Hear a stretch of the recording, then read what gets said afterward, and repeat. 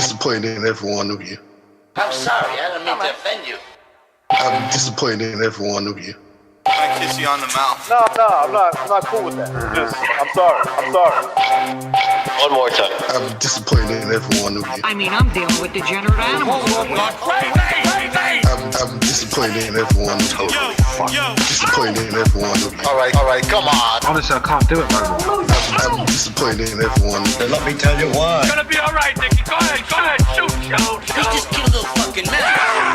What are you going to do about it? Yeah, because you got nothing. You don't got a thing. Yeah, because you got nothing. You got nothing. I want to get out. I want to get out of this rat hole. I want to get online. I need BDA boxing.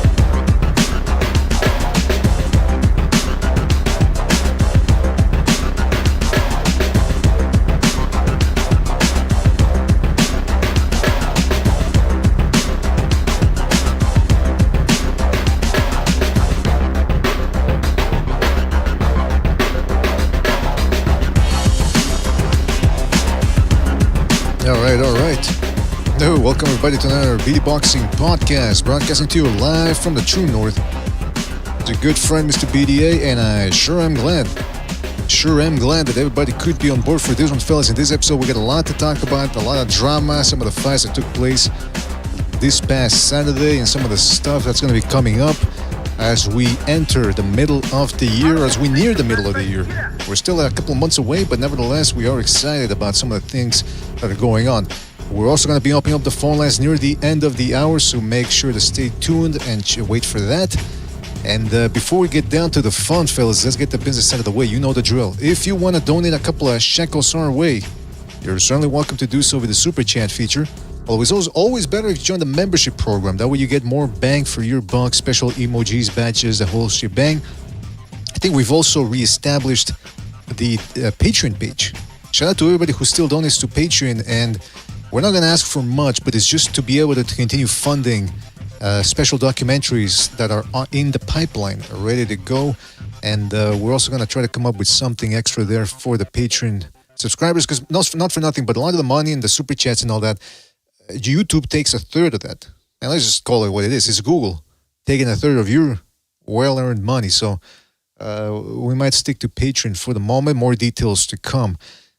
Be that as it may, shout out to everybody in the chat. Like I said, don't forget to subscribe and like this podcast and this channel. It really helps us out. You can also check us out on iTunes, Spotify, and Spreaker at your leisure. Let's give a big shout out to everybody in the chat. I'm talking about Mars, Nightmurph, HJ92, Bray, Timothy Figueroa, Team Batman Boxing, Mexican Boxing #1, Dark Heido in the chat. Shout out to Dark Heido. He's in the house, one of the anointed ones. Warp Speed in the house as well. Shout out to Warp Speed. Rafael Garza as well. Shout out to him. J Colt. Many more people to come, I'm sure, fellas. Thank you for joining us. Really appreciate it. See, we got Recognize jumping in here. Recognize, can you hear me? Loud and clear. Loud and clear. All right, good to have you on board. We just had the press conference for Benavides, for Canelo versus Munguia. Benavides on everyone's mind. Even though he's not fighting on that date. Not much went on. It's a very respectful press conference. I really want to talk about, have you been up to date about some of the drama ongoing between Canelo and Benavides still? Yeah, basically who's ducking, Canelo's being accused of ducking Benavides, and Benavides' camp or his management not being entirely truthful is the accusation on the other side, and basically him turning down opportunities to fight Canelo for some good money. So, who knows? I to be honest with you, I don't know who to believe. I think it's somewhere down the middle. Mm-hmm. That's my thought on it. On the outside looking in. Well, let me. Okay, so Sampson Lewkowicz, who represents David Benavidez. I mean, we know Al Heyman is his advisor, but it's really Sampson Lewkowicz who's there with him day to day.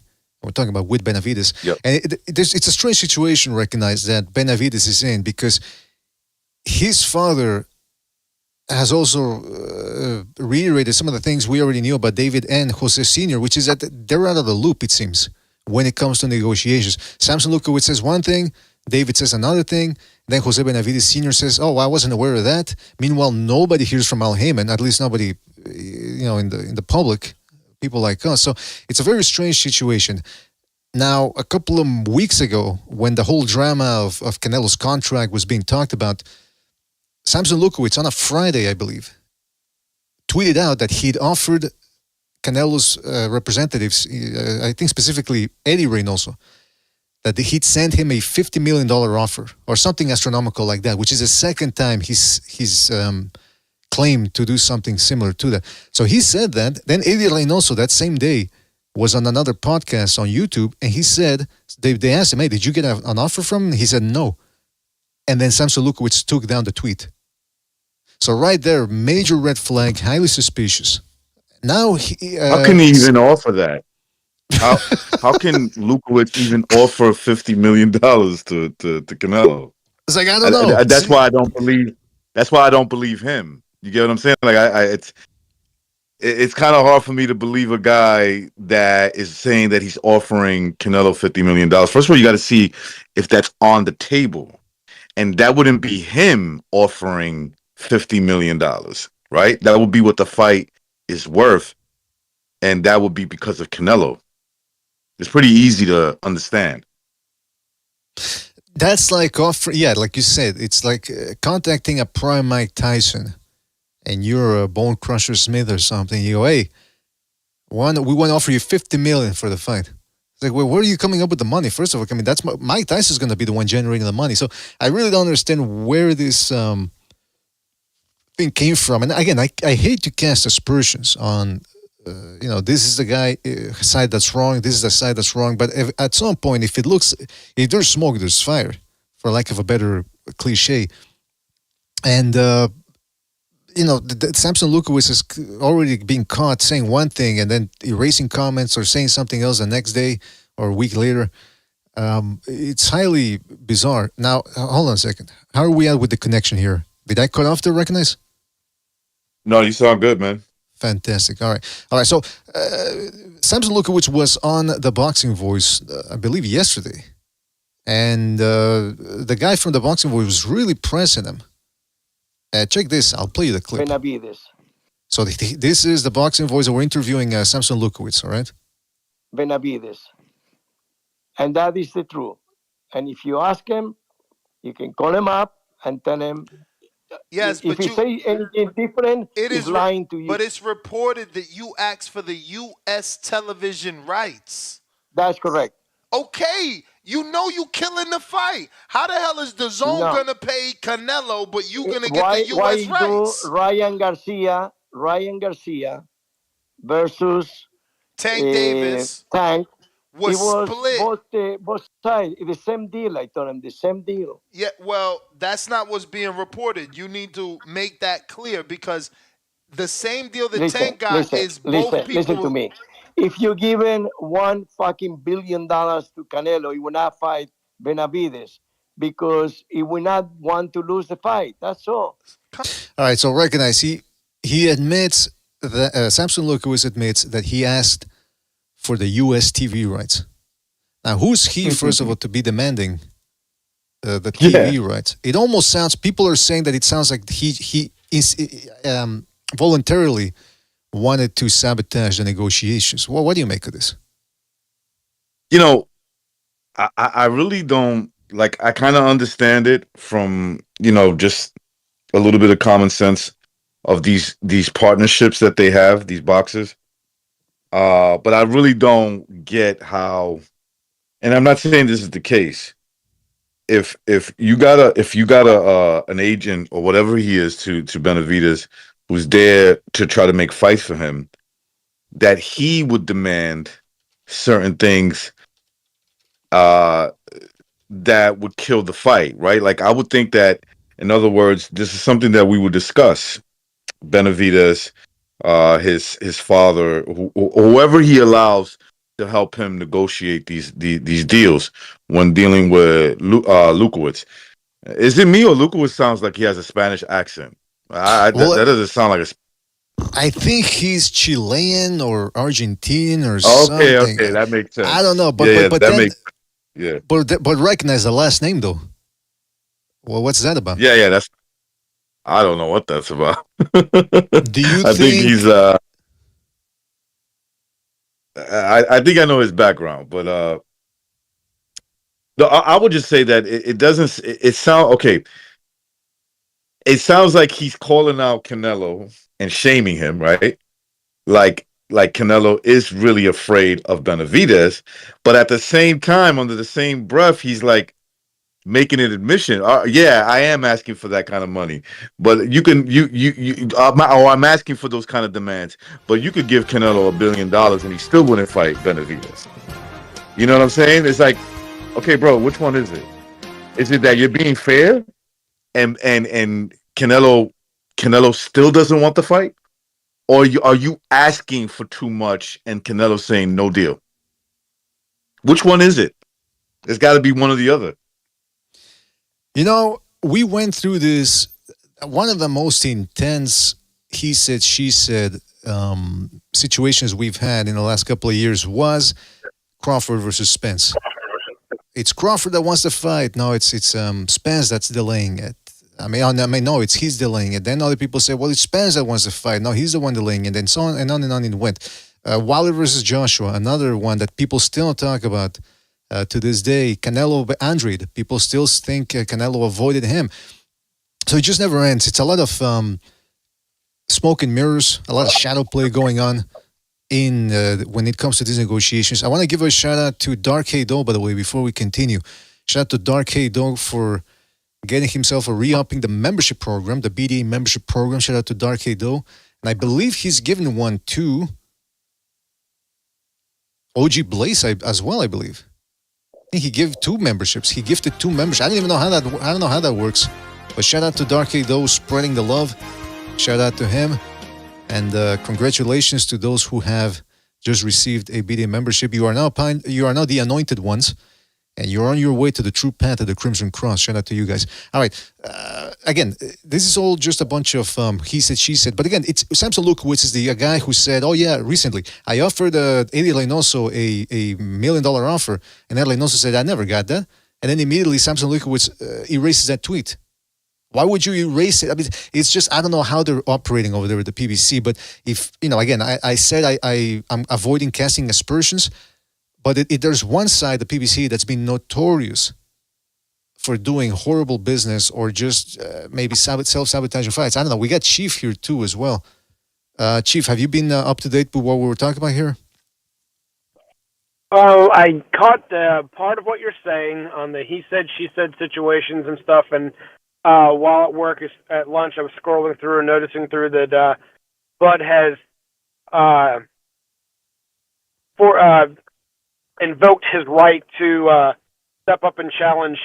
Yeah, okay, but that's not right. That's not what we're talking about. We're talking about the fact that Sampson Lewkowicz was on the Boxing Voice, and he was. They asked him, "Hey, is it true that you asked for the TV rights for the Canelo fight during the negotiations or supposed negotiations?" He said, "Yeah, of course." So now people are saying that he willingly sabotaged the fight. Help me out. Is that Benavidez's guy or? Yeah, that's his promoter. Yeah, I don't know. That's Sampson Lewkowicz is his. But no, continue. Go ahead. No, I was asking. You were answering, so I oh quiet. Yeah, well, no, yeah. Sampson Lewkowicz represents Benavidez. He does the negotiating for him. and what he basically asked for the TV right to the rights to the excuse me, I'm saying this wrong, but he wanted the U.S. TV rights, basically the money, I guess, that would come from that, and gotcha. Basically self-sabotaging the fight. Well, then there's also listen to this too. Go ahead. Listen to this. So then there's that problem. I mentioned the fact that he lied about sending, or appears to have lied about sending a $50 or $70 million offer to Eddie Reynoso. Now it comes out that people are asking, well, how come you haven't enforced your WBC mandatory position for Canelo's title, the WBC one? And in fact, it's coming out now that he actually petitioned, or they were willing to fight for the WBC one at 175 before even having thought about enforcing it at super middleweight. In other words, apparently the dates I'm hearing here on Twitter is that they wanted to enforce the one at 175 in February. That's when they kickstarted the whole malarkey. And they haven't even done anything with the super middleweight. Now they're talking with Mauricio Suleiman about, well, we might come back down to 168. We'll see after the fight. So he's moving up to 175. Sampson Lewkowicz lied about an offer. Then it's come out and he admitted himself he was asking for the TV rights during the negotiations or so-called negotiations. I mean, it's some people now are jumping to conclusions saying, hey, it's the Benavidez side that doesn't want the fight. They don't want the Canelo fight. So, based off the information since you asked me, and based off the information you guys have provided, the paper trails are leaning towards the fact that Benavidez's people are the one that are putting all the hoops for Canelo to jump through, even though Canelo is the one that shouldn't have to jump through hoops. You're going to him to get paid because you're getting more money fighting him than anybody else. And in his particular case, he is the undisputed champion at 168. So if you want any kind of clout, money or otherwise, at 168, you got to go through Canelo. Plain and simple. There is no debate. So if you're putting up roadblocks for the champion, you're the challenger. You're putting it up for I'm not talking A side, B side. I'm talking challenger, champion. You're putting the roadblocks up for the champion to have to jump through. When you bring nothing to the table on your own, then the paper trail makes it look as if your side is the one dragging it out. Notice that I haven't said anything about a literal duck because some of this is hearsay. That's right. But the paper trail on X or Twitter or whatever it's called these days about he tried to do the mandatory at 175 versus 168. Why didn't he ever do it at 168? They wanted the TV rights, so they're trying to outbid themselves, technically speaking. After David himself said he'd take the fight for $5 million or less, just wants to fight with Canelo, yet his manager has basically said otherwise if they're asking for TV rights. They allegedly made a $50 million offer, and those that really follow the sport knows that David Benavidez's people, unless it's PBC representing him, do not have $50 million to offer.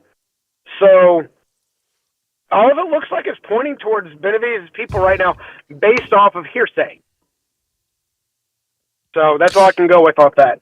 No, and listen, you've been through this ain't your first rodeo when it comes to he said, she said negotiations. I usually get bored by that type of stuff, but this has been ongoing for about a couple of months now, and it's been, when people started saying, he was avoiding Benavidez a couple of weeks ago, we had that big brouhaha for about 2-3 shows. The evidence that I'm seeing indicates that maybe Canelo's playing dumb a little bit and for not explicitly asking for Benavidez. Maybe that's some hubris from his side, ego saying, hey, I don't call anybody out, it's like I do what I want, whatever. But it's everything that indicates right now with the Sampson Lewkowicz Al Heyman connection. It's first of all the PBC, they're not doing that well. Certainly nothing. They're not at the same level that they were at 2-3 years ago. Dwindling TV dates, inactive fighters going abroad to other promotional entities to fight. We see now a lot of disconnect between what Sampson Lewkowicz says, David Benavidez says, his father says, and of course, like I said, we don't hear from Al Heyman. So I don't want to cast aspersions. I'm really trying, like you said, there's a lot of hearsay floating around, but you can form an image of what's the more likely scenario is. And that likely scenario is, why are you asking for TV dates? Now, other people are saying, well, wait a minute. What if Canelo is not associated with any one promoter? He's a free agent. It would stand to reason that Sampson Lewkowicz would ask for the US TV rights, which is fair enough. But that's not what he said. in that Boxing Voice interview, nor did he ever offer any other type of explanation afterwards. Now, again, I didn't watch the whole thing, so that's why I say it's more or less hearsay, an incomplete point of view. But no one's brought up a clip of Sampson Lewkowicz saying that so far, as far as I know. So if anybody knows any differently, let me know. But guys, at this point, what do you think is going on? Is David Benavidez just doing as he's told? Is certain information being occulted from him? Well, I mean, what's going on here? I think whenever you're dealing with the PBC, you always got to take that into consideration. That the fighter is not really speaking for himself. Okay, that's part of the deal over there. At least it seems on the outside looking in, and from all the information that I've heard, right? So I think there's some of that going on. I think on the Canelo side, there might be some, like you were saying, there might be some ego, like fuck you, who the hell are you to there's some games being played. Like, maybe he could say, listen, Benavidez, stop being a bitch. Let's fight. Let's just do the fight. But he's like, nah, I'm above that. I'm above you. I don't even know who you are, type of thing. You know who I am. So there could be some of that going back and forth. There's a lot of ego at stake. One guy, I hate to say it, I know a lot of people don't like Canelo, and there's some things that he does that kind of piss people off with the with the business side of boxing, but it is what it is. But in that case, you can see where Canelo's coming from. In other words, is what I'm trying to say. You can see where he's coming from. He's like, look, this is a big opportunity for you. The only thing this is for me is it's a potential big, but I fought all the legacy. Yeah, Chief, you got some background noise there. Chief, you got some background noise there. We can hear ourselves in the background, man. You gotta mute the speakers there. So you could you could see where Canelo's coming from on that one. You can see where he's like, you're the one that needs the big legacy fight, right? If anybody needs anyone, it would be Benavidez, right? And I think that when it comes to working with the PBC and the way that relationship is structured with other fighters, these guys are not allowed, or it seems that way. They're not really allowed to negotiate for themselves what's the best thing for them. So in other words, right? Well, Canelo's offering $5 million for this fight for you. And maybe Benavidez is like, well, fuck that. I'll take the fight, for $5 million. But he can't do that. You get what I'm saying? He cannot make that decision. That decision goes through the guy that represents him, Lewkowicz, and the PBC, Al Heyman. Yeah, I mean, I could understand making certain demands from Canelo because he is the golden goose in boxing. He is the face of boxing. And sometimes you only get one shot with a fighter of that caliber. So I understand them trying to get as much as they want, or as they can, rather, from that deal. But asking for the TV rights, again, it's like, I would like to hear some clarification from Sampson Lewkowicz as to why they would make such a demand. Like, for example, right now, you got Munguia versus Canelo. They just had the press conference. And this is a fight that's involving both the PBC and the Zone. So the TV right thing it's being split here, it appears. So for Sampson Lewkowicz, and by the way, we're now in the digital era here of digital properties and media properties where, for example, in the movie theaters, in the Hollywood industry, they don't just make movies off the box office anymore. In fact, I think they don't care as much about the box office anymore. It's all about owning and licensing properties. So when you say, hey, I got the TV rights, it's beaucoup money right there. When it comes to reusing clips and that type of thing, I would imagine. So, right? Yeah, so I understand them trying to go that route. But I mean, again, you have to ask the question, how serious were they in wanting that fight if they're the ones making demands? And then before that saying, hey, we're offering you this amount of money when we know they're a bit of a sinking ship and they don't have that type of leverage or the infrastructure to be doing that, to making such offers. So I don't know. It's very weird, man. It's very weird. Look, I definitely believe that a guy like David Benavidez looks at Canelo as the gold standard fight. There's no doubt. and I don't think he would be ducking that, right? But what I think is that the people around him, like a Lewkowicz, they see this as a huge opportunity where they're pricing themselves out. They're like, well, fuck it, They're kind of like misjudging the situation. Well, Canelo's going to need this fight because he doesn't want people to say that he's ducking, this and that, right? So he's going to take this fight. Not realizing that a guy like Canelo, his opportunities to make big money fights are going down. That happens when you get older and you've been in the game for a long time. But he still has more options than Benavidez. Like, for instance, he's about to fight Munguia, a fight that I think most boxing fans like. It's a good fight. I know a lot of people feel like Canelo's going to win this fight. There's a bit of a mismatch, but there's also that uncertainty. You got a Mexican fighter from Mexico like Canelo, who's bigger, stronger, younger. Or I wouldn't say stronger, but he seems to be just as strong. And he, he's the younger man. He's the guy on the rise. So there's intrigue in that fight. There's a lot of intrigue.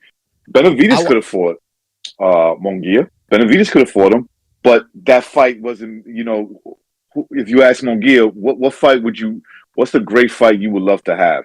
Benavidez or Canelo? He's going to tell you Canelo. So that's where the leverage goes to Canelo, not you. Because if Munguia is a good fight for Canelo, it's a good fight for Benavidez too. But Benavidez can't make that fight. That's all I'm saying. So you got to realize who has the negotiating power. Who's the guy that called the shots? It would be Canelo over Benavidez. Yeah, exactly. Let's get to a different point real quick that still ties back to this fight coming up. Canelo made it perfectly clear that he wanted a different fight in May for a last fight in September, insinuating the fact that there is a possibility that the next fight in September could possibly be Benavidez, right? He didn't come out and say it. He did, but we knew that he said, I want something in May and something big in September. So everyone talking about this big fight, that this is a duck and blah, blah, blah, what's going on right now. We've still got another fight over the horizon for Canelo in September, a fight that he clearly wants. He wanted something that would challenge him, get him in shape, but pay him well between now, coming up in May, and September. That's not going to be Benavidez.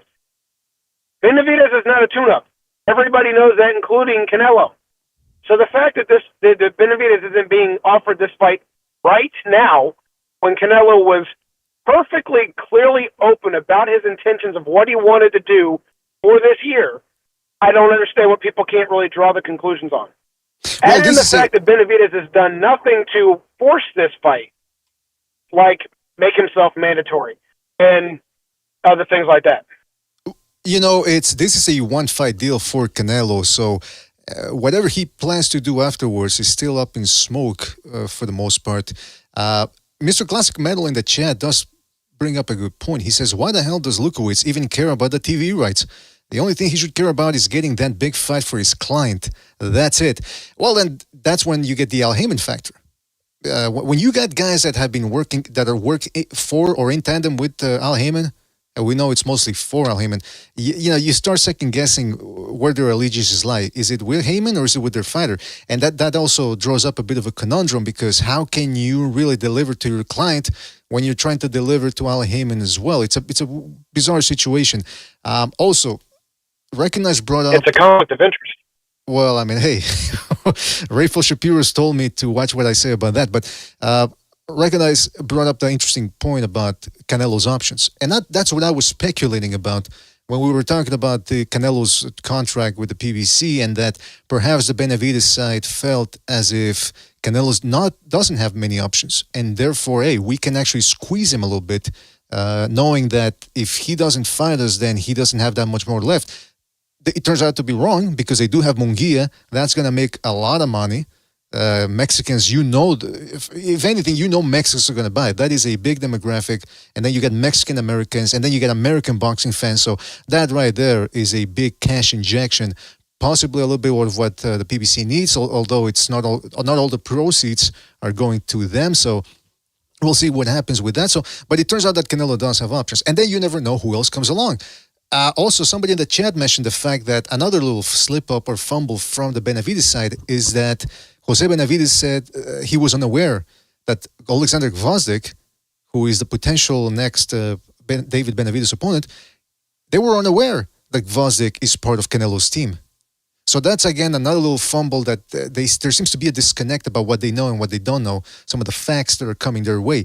Then there's also this clip, because, again, they're probably going to be fighting Alexander Gvozdyk. Then there's this clip that somebody else posted on Twitter. Again, shout out to the people who posted them. It's William Boxing and Hard Times on Twitter. They're the ones that are combing through these interviews and giving us the tidbits. So this is in regards to why they're fighting Gvozdyk, but not Mbili, who's a come-forward fighter, highly entertaining, and that's a guy that most hardcore boxing fans would like to see fight Benavidez at 168. Mbili is a great opponent. He's a great opponent for, I would say, Pacheco. Pacheco most likely will knock him out. It's not the quality. I thought you was Picasso. You gonna tell me que ese estilo con el estilo de David no es bueno? How you gonna? No, those it two can styles? be a good fight, but it's not. You cannot sell. You know why we went to 175? Because the most of the people that he would buy that fight in 75, thinking that he would go up in the light heavyweight division. But you talking about it, Billy? Who knows remember, Gvozdyk? you need to be. Listen, you need to be. You need to understand that the boxing business as a promoter is totally different of what anybody else you can think. And not only that, the next day I spoke with Anthony, and I spoke with Carl Maretti. You can call him up. Maybe we have a possibility to do the fight. But then you go to the record, you see the people, these people that very knowledgeable, that he will tell you if this fight, it can be a good fight and a profitable fight or not. All right, so he's just prevaricating there and then just droning on and on. But I mean, so he's saying, hey, from a boxing perspective, we want to make Benavidez versus Gvozdyk, but not against Mbili. And meanwhile, Mbili is a more entertaining fighter. I got my finger on the pulse of the boxing fan world, the YTBC, and I know that a lot of boxing fans, myself included, would like to see an Mbili fight for Benavidez. That's more exciting. Finding a 37-year-old in Gvozdyk, Eastern European guy, Ukrainian, forget the casuals don't even know who he is. And most boxing fans like, oh yeah, Gvozdyk, that's the guy that beat Adonis Stevenson. What was it about now? 6 years ago? I mean, come on, it's. I think it's quite clear. That was ancient almost already in the boxing world. Like, and then here's the other issue with that, right? It's like, well, which one is it, bro? Are you campaigning at 175 pounds or at 168? What's the deal? Because the fight is big at 168 pounds with Canelo. So you should be campaigning at 168 pounds. So then there's that issue. I feel like, look, like a part of me wants to stick up for Benavidez because, like, I'm not a big fan of Canelo. It is what it is. I don't. Mm-hmm. Yeah, I would like to see him get knocked. I would like to see him get knocked off. All right, like I'm honest about that. But it's kind of hard to stick up for Benavidez when he's doing shit like this. Like Benavidez, you're fighting at 175 pounds when you can fight at 168. With the guy you just mentioned, Billy, I think his name is. And you can actually force yourself to be the WBC mandatory for Canelo's belt. So if Canelo doesn't fight you, he gets stripped of that belt. And then you got your representative in Lewkowicz talking about TV rights. it sounds like look, I don't want to accuse Benavidez of sabotaging the fight, but your people are 100%, and the decisions that you're making of fighting at 175 pounds against a guy that I haven't heard his name in a long time, right? I'm gonna be honest with you, BDA. I had no idea he was fighting. I thought he retired and Vosnik. Yeah, I thought he left the game after he got beat by Beterbiev in a grueling fight. I thought he left. I thought he was done with boxing.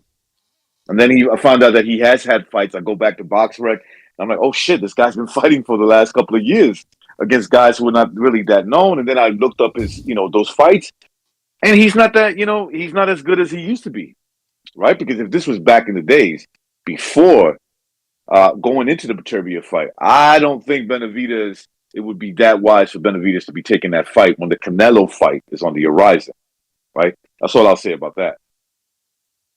But so there's a lot of confusion, and I think it's coming from Benavidez' side. Is Canelo playing hardball? Is Canelo probably swaying that fight a little bit? Probably so. But again, you have to understand who has the leverage, who's smiling at the end of the argument. That's Canelo, because your side is overplaying, over negotiating, and you're talking your way out of the fight. Okay, and then you're making moves like fighting at 100, like I said, fighting at 175, instead of forcing your mandatory status with the WBC at 168. So It looks like the Benavidez side is sabotaging the fight on the outside looking in. Again, I can't and then be you've sure. got the devil in. Go ahead, Chief. The devil in the details of sound like Lewkowicz or whatever his name is was saying the name Carl Moretti. Isn't that with Top Rank? So what does Top Rank have to do with what's going on right now? It has nothing to do with Canelo. So where are they going with this? He's starting to name drop people that are in boxing that aren't really relevant to the current circumstances at hand of Benavidez and Canelo and trying to get a fight made. Unless Moretti left Top Rank, the last time I checked, he was Bob's right hand at Top Rank. So what does he have to do with anything going on? Because he's not attached to PBC at all. So, and he has nothing to do with Golden Boy. So why are they in discussion with him with? If he had a discussion with Carl Moretti, what does that have to do with anything? You're just name dropping stuff now. It's just hot air. It sounds like you're not even really trying to make any negotiation of note that has to do with anything, because you're mentioning people that are relevant to what's going on right now. I just found a picture of Sampson Lewkowicz without the beard, without the facial hair, and I gotta tell you, he looks a little bit like Hannibal Lecter. He looks like Anthony Hopkins playing Hannibal Lecter. It's a little disturbing. I gotta tell you, if I were in a business meeting alone with Sampson Lewkowicz, beforehand I would put some armor on. You know how they do in prison when they tape phone books around their waist to protect vital organs? That's what I would do. Because this guy looks like he would go straight for your liver, man. I don't know, man. Maybe I'm looking too deep into this. Yeah, as it pertains to the Benavidez thing, and I'm with Recognize. I remember 4 years ago, or thereabouts, during the pandemic, there wasn't that much boxing going on. So we were talking a lot about fantasy fights and what could be down the line for boxing. And I remember Recognize and I had agreed on the point that Benavidez could potentially give Canelo his next loss. But I remember saying that I needed to see more from Benavidez, because at the time I think his best opponent had been I think Angulo or Dirrell. Subsequently, we've seen him step up in competition, and I gotta tell you, I am impressed. I like watching him fight. He's an interesting fighter. Come forward. He doesn't back foot bitch it. In fact, I'll always be grateful that he got rid of Andrade. That guy needed to go. So shout out to Benavidez for doing that. But I've also seen him struggle against Caleb Plant. And he's never fought a puncher. A guy like Canelo. Like people say, yeah, but you know, when you talk about how Caleb Plant gave him trouble, and you try to equate that with how Canelo could give him trouble, people immediately go to the issue of, well, Canelo doesn't move like Caleb Plant. I actually think that's why it would be harder, because he's not gonna move, because Canelo's a guy that moves you, unless he's fighting Gennady Golovkin. He's a strong guy. He's a fucking ice cube. He's just a block in there. And then on top of that, he can make you miss. So, yeah, it's I don't know how that fight would go anymore. And I suspect that the more film analysis I do, the more confused I'm going to be in regards to making a pick. But that's what happened, man. Sampson Lewkowicz admitted that he was demanding for the TV rights against Canelo. Again, a lot of people are saying that that's a form of self-sabotage. And we'll continue to see what happens, or how many more facts come out. Because again, we were under the impression that, it looks like that the Benavidez side is not doing all too well there in the negotiations, and more facts keep coming out. Meanwhile, when people say, Canelo's the one that's ducking, all they can come up with is, well, he hasn't fought him yet. So therefore, that's ducking. If he doesn't fight him right now, that means he's ducking, which is, a bit of a faulty argument right there. All right, listen, I'm going to be opening up the phone lines here in case anybody wants to call in, and we also have other stuff to talk about. Tell you the truth, I'd rather be talking about something else than this negotiation thing. I mean, it's been ongoing for months now. The Benavidez side. Maybe Rick Glacier was correct when he said neither side wants the fight. That's something that, if you want to please both sides, you maybe, right? So let's say if that's the case, who does that hurt though? No, I don't think that hurts Canelo, right? He's making the Munguia fight, right? Benavidez could fight Munguia. Why are you not fighting him? In the meantime, you get what I'm saying? So I think we know who it's hurting at the end. That's Benavidez. Yeah, I don't understand why they continue to be loyal to that side of the street. I mean, again, they can roll out. Look, there's a rumor that the PBC is going to roll out supposedly this great card for Tank Davis. It's going to be Tank Davis versus Frank Martin. They might have Benavidez versus Gvozdyk on the undercard, and I think 2 other good fights. Hey, listen, that's what I want. And you know what? This is what happens when you criticize a promotional entity and you don't just dick ride them. You actually pressure them into making good fights. So I'd be happy with that card. But that being said, you have to admit that the way the PBC is operating right now, it's not in the best of places. I mean, take a look at Stephen Fulton. Hasn't fought since the summer. Errol Spence hasn't fought since the summer. Deontay Wilder fought. I mean, that's one of their big names. And that's being relative in terms of boxing. And he had to fight abroad. He had to fight in another promotional entity to get his money. Who else am I missing here? Tank Davis hasn't fought since April. You get a bunch of names of their best names, and that's their best names. And then you get a plethora of other fighters haven't fought in years. Or I'm exaggerating. Sometimes a year, BDA, to 2 years. BDA, I don't want to change the topic, but I just want you to clarify something to me. I thought Tszyu was supposed to fight Keith Thurman. I heard he's fighting Sebastian Fundora. All right, well, let's get to that. Let's get to that. That's the other. Go ahead, Chief. Go ahead. Yeah. What I got from that real quick is the fact that Keith Thurman got injured. That's what I heard through one of the Discord chats. And so Fundora's been put in place, and that's where that is. Okay. I don't want to change the topic, but I just wanted some clarification if that was true. No, that's fine. Yeah, listen, we're past the whole Canelo Benavidez thing. I mean, it's at this point you look at enough evidence, and if people want to keep saying that they're absolutely certain that Canelo's ducking, I don't know what to tell them. I mean, it just shows you when it comes to this boxing thing is people already have their beliefs. They already chose to believe something, and now they're just looking for scraps to support their point of view, as opposed to looking at the evidence and then coming to a conclusion. Yeah. Canelo's ducking $50 million. Somehow I find that hard to believe. Yeah, that's bizarre. By the way, the phone number is right there. The phone number is right there in the left-hand middle portion of your screen. I'm also going to put it here in the big league marquee right there. There you go.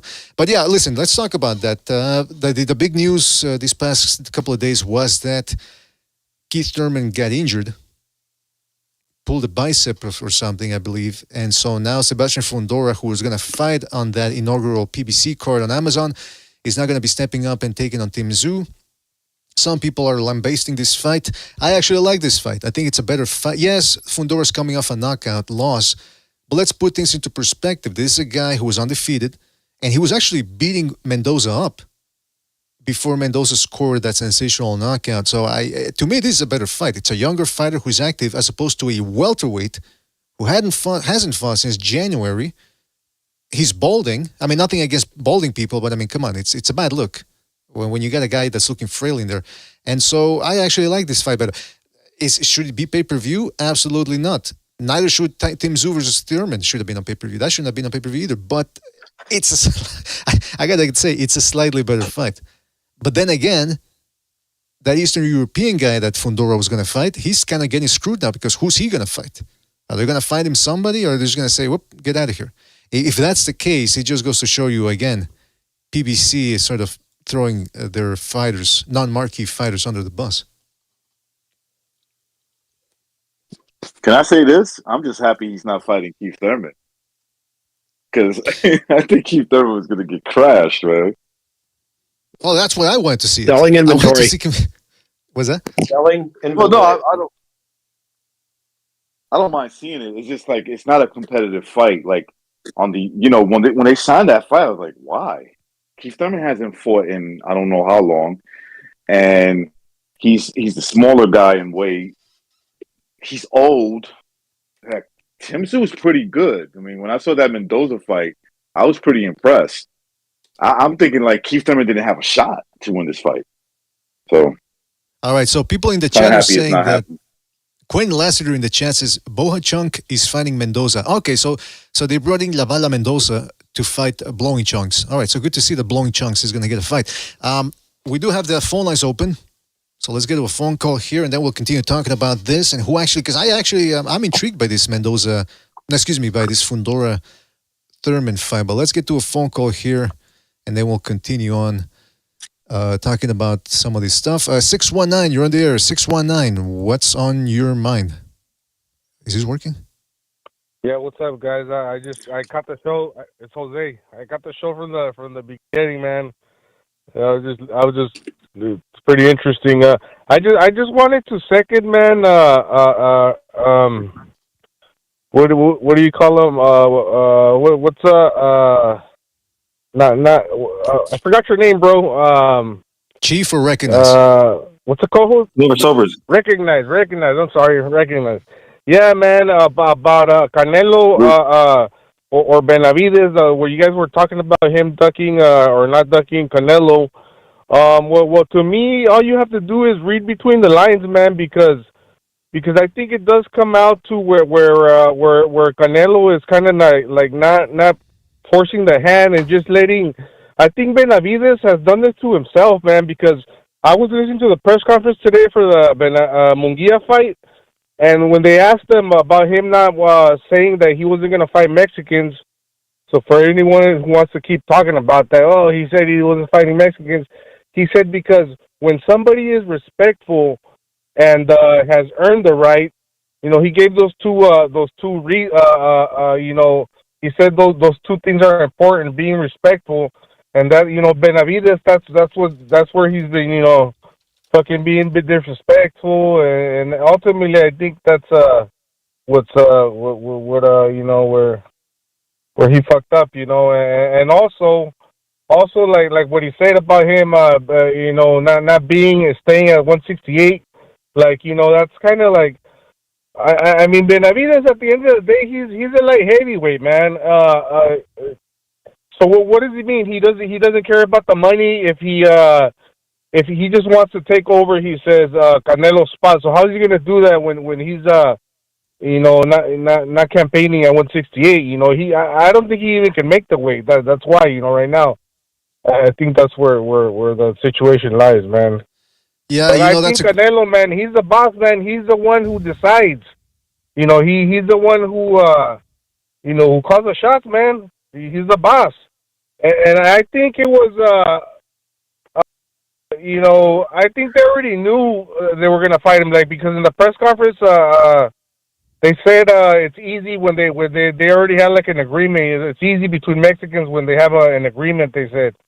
And do you think it was a coincidence that they put him in Arizona, to see how he would sell, compared to Benavidez? There's a bunch of red flags, man. But that's my take, anyways. All right, hey, Jose, good point. Call, that's man. a very good point Jose brings up. Yeah. Yeah, good call, Jose. We're gonna piggyback off what you said, but thank you for your call, and call back next time, right, man? Sorry about that, guys. I'm stoned, man. I'm stoned. That's why I was kind of started. All right, well, I appreciate your honesty there. Nothing wrong with a little. All right, accent. You guys got me like deer in the headlight. All right, later. All right, take it easy, man. Yeah, listen, nothing wrong with a little relaxant every once in a while. That's what I say. Every once in a while. You don't want to do it like Never Sobers, who's fucking on it every other minute. But well, I mean, it's in his name, right? Whoa. I'm just saying, hey, listen, it's in his name. When you're on the true path of the Crimson Cross, all I'm saying. Yeah, but Jose brings up a good point too. It's like I'm really trying to look at both sides here. I like David Benavidez, like I said. I like his style and all that, but you gotta separate that from what's actually going on in negotiations. And like I said, right now it's looking like his representatives, they're fumbling the ball, man. I don't know, but again, this whole big time, they're fumbling the ball big time, BDA. They're messing up horribly. Yeah, but then again, there's something to be said, like I said, about Canelo too. I think a lot of people jump on him too because he's not being forward about what he wants. They want the people want to hear him say, "Hey, I want to school Benavidez." Although I think he already said something along the lines of, when I beat him, they're not gonna give me my credit." So he's already talking about as if he is gonna beat him. He's taking subtle shots. At Benavidez, like that one. Another one is like, who has Benavidez fought? Well, can I say this? Regulus, can I say this? You know me. I'm a bit of a leadership position here in my neighborhood. I'm an authority figure, is what you could call it. And I don't go around. You're a person of authority where you're from. Yeah, a little bit. Yeah, I guess you could say that. I don't go around flaunting it and telling people. People just know it because people know how to respect the swinging temple. That's not what I heard. Well, listen, I got a swinging temple. Is all I'm saying. So respect the cock. That's all I'm saying, man. I don't even got to say it. It's other people say it for me. We got Sobers and Chief here as well. We're taking phone calls, so make sure to call in. The phone number is right there in the left-hand middle portion of your screen. Sobers, what's your take on this whole Benavidez, Sampson Lewkowicz admitting that he was asking for the TV rights against Canelo and, the other ongoing things? Well, first, I just want to say, BDA, I'm on something similar. It's the path of the Crimson Cross. I'm on the path of the Blazing Cross. It's a little different. But as far as BDA, I was about to say BDA, but as far as Benavidez and Sampson, I think I said this before. I'm not sure if I said it here, but it's like, I feel like all this, there was a whole bunch of, it was like a coordinated social media attack on Canelo to press him into bending the knee in negotiations. And the more and more the truth would come out, the more and more that the information would come out, like they would kind of get caught up in their lies. And the one thing I've been noticing about, Sampson, Jose, and David, they're like, when they ask them about the money, they're like this and that. And they're like, well, then why'd you go up in here and do this? And when they start getting cornered with questions, they're like, man, you know what, dude? He don't want the fight, okay? That's it. And then they just kind of just poo-poo the whole conversation that way. But they're getting exposed, bro. You know what I mean? Like lying. Why would you do business with a bunch of liars, bro? It begs the question, right? That's an interesting point. You're right. It's almost at the end of the day, it's always like, well, Canelo doesn't want the fight. All right, so these guys are jumping over to 175. They're not enforcing their WBC mandatory position. The promoter, Sampson Lewkowicz, claims to have sent an offer to Eddie Reynoso. Then when Reynoso denies it, Sampson Lewkowicz takes down the tweet. I mean, it looks shady, is all I'm saying. In other words, if I were to buy an automobile, for example, and I want to purchase a vehicle, and I see these guys pulling off this type of hijinks, I'm going to go, maybe I shouldn't buy a car from this establishment. I mean, I don't know. It's just maybe common sense is not my thing. I don't know. We got a phone call here. Let's go to the phone calls here. Let's go to 917. 917, you're on the air. 917, what's in your mind? Yo, what's up, BDA? What's up, 917? Wait, can you hear me? Yes, I can hear you, man. I just wanted to say regarding the whole Benavidez and Canelo thing, it's just, I don't know why he keeps asking for concessions. It's every year. It happened last year when he asked, when Sampson said, well, he wasn't going to cross the street. That when Canelo was with his own, he said no. And now he's doing it again this year, asking for the TV rights. And actually, he said he wanted to have split promotions if the fight would happen. And I just don't understand why you keep asking for concessions. You're the B side. Like, the fight's gonna happen, let it happen. Like, why does it have to go through Sampson? Like, if Benavidez wants to fight, let the fight happen. Why does Sampson have to be the one to make the final decision on that? You know? And the other thing, no, I just don't get why they're talking all this shit every time Canelo's name comes up. Like, you don't have a belt. Like, you're not a name. Like, it would make sense why you would talk shit if you had a belt, but you're not. So you're not going to get the best. You're not going to get the most money. So you got to play it respectful. That's just the name of the game. The fight would happen if they didn't do all this gamesmanship, and it's just bullshit all around. That's all I have to say. Yeah, I mean, you summed it up right there, man. It's BS all around. Great point. Some points deducted for the potty mouth right there, but otherwise good points, man. You're absolutely right, caller. Thank you for your call, man, and call back next time, right, man? Take it easy out there. Thank you. Yeah, I mean, it's interesting. That's what I'm saying. I'm getting tired of this too, of this whole negotiation thing. But he made a good point to the caller that, hey, listen, why does Benavidez? And I understand why, though. They ask for concessions. They want to get money from Canelo, or as much as they can. But it would appear as if they're overplaying their hand. By the way, some of the things that the caller said there, it's like, you're not really worth it. You're the B side. Know your place. That's actually what I told Recognize when he was trying to renegotiate his contract here for the BDA organization. I said, listen, Recognize, you're the B side. Now, of course, hey, listen, I'm kidding around here. I'm being facetious. All our panelists here are A sides. And what did my agent say? My agent said, let's be honest, BDA, you just don't want to fight with Recognize. That's all. That's right. That's right. Wait a minute. I'm still the only one not getting paid. That's right. Well, listen, hey, I don't know what to tell you, man. Get yourself some representation, especially some Jewish representation. That's all I'm going to say, man. I'll just put it out there. What's wrong with the Jews? I didn't say anything about the Jews. I just said get yourself a Hebrew representative. They'll make things happen. All right, listen, the phone lines are open, so make sure to call in. The phone number is right there in the left-hand middle portion of your screen.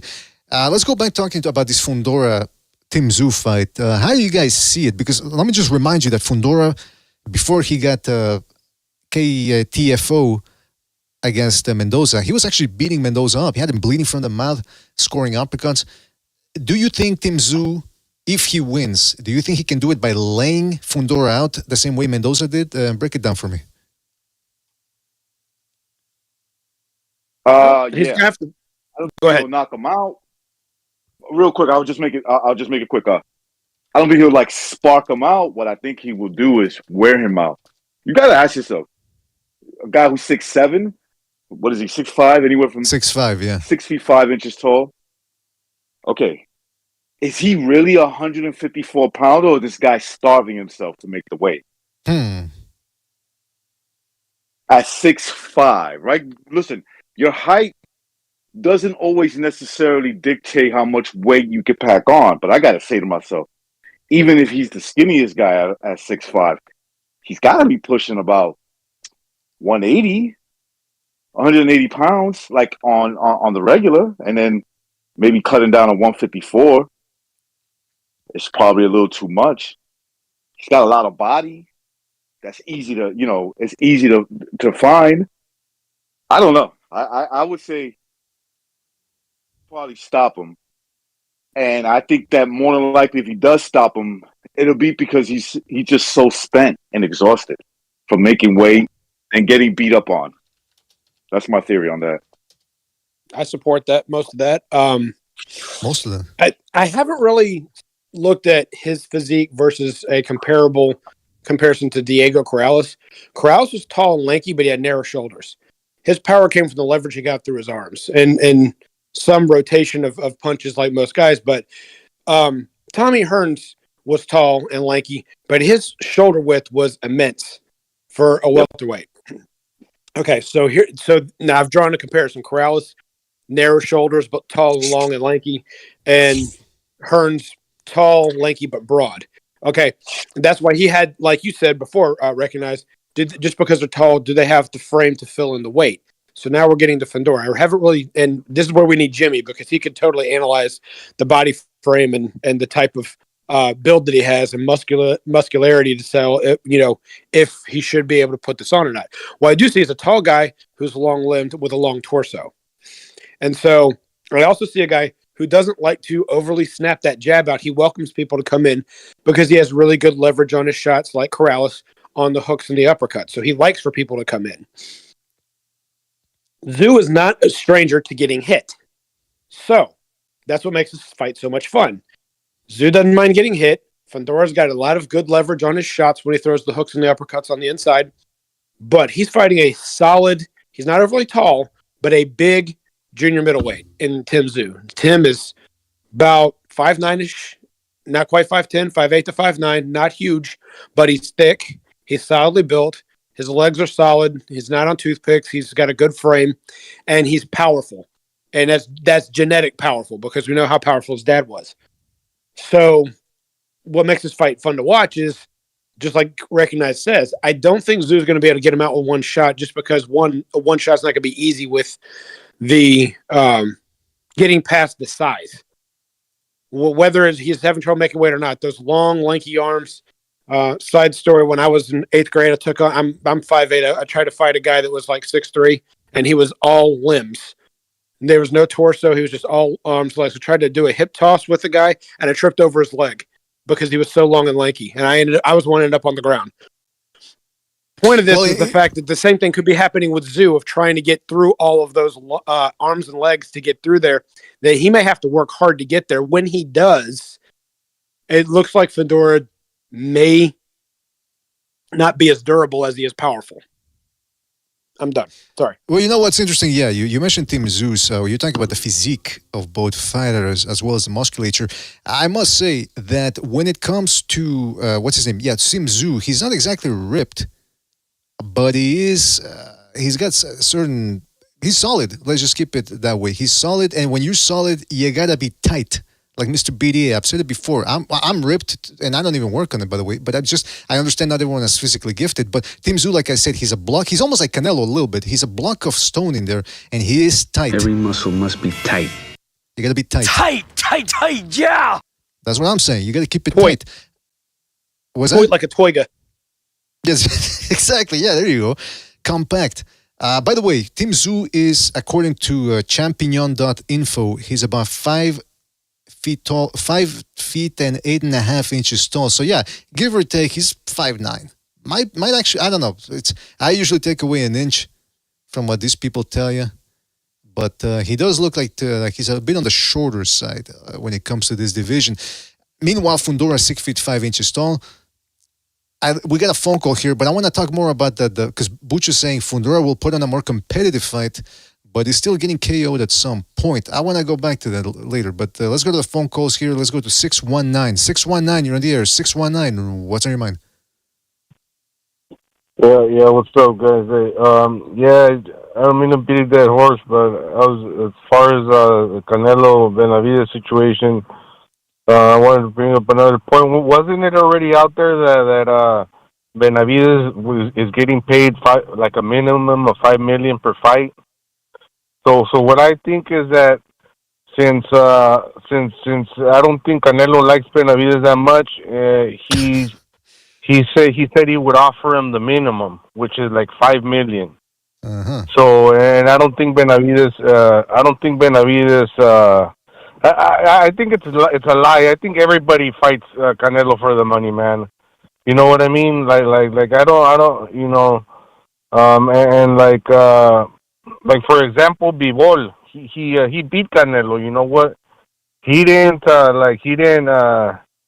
capitalize right away off that. You know, he thought it would bring him. You know, he would be able to, but you know that wasn't the case. So that's what I think as far as that goes. But yeah, man, I think the Fundora versus the Tszyu fight is much harder for Tszyu.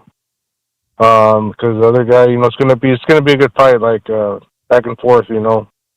But we'll see. I mean, Fundora's coming off of a loss, but I think he sounds motivated. You know, I think he wants to redeem himself. I think that's what's gonna make it a good fight. But that's my call. I agree, man. I agree, Jose. All right, thank you for calling back and call back next time, right, man? Take it easy out there. All right. All right, that was Jose right there. Hey, fellas, don't forget to hit the like. All right, hit the like, hit the like, hit the like. It really helps us out. We're at 67 now. If 23 more people hit that like, no, excuse me, 33. If 33 more people hit that like, we're on our way at 100 and beyond. And we'll stay on for a couple more, another hour at least. So make sure to hit that like button. Really appreciate it. All right, let's go to another phone call here. Let's go to 510. 510, you're on the air. 510, what's on your mind?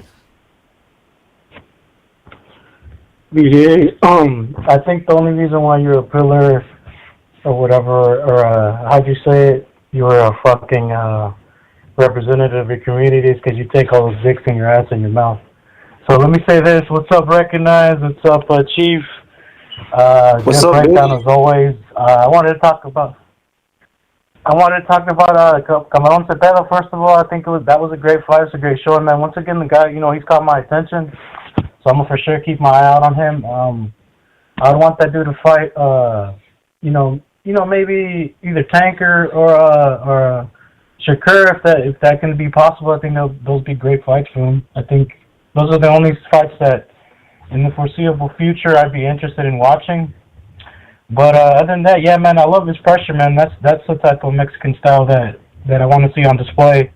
He doesn't disappoint for sure, and like.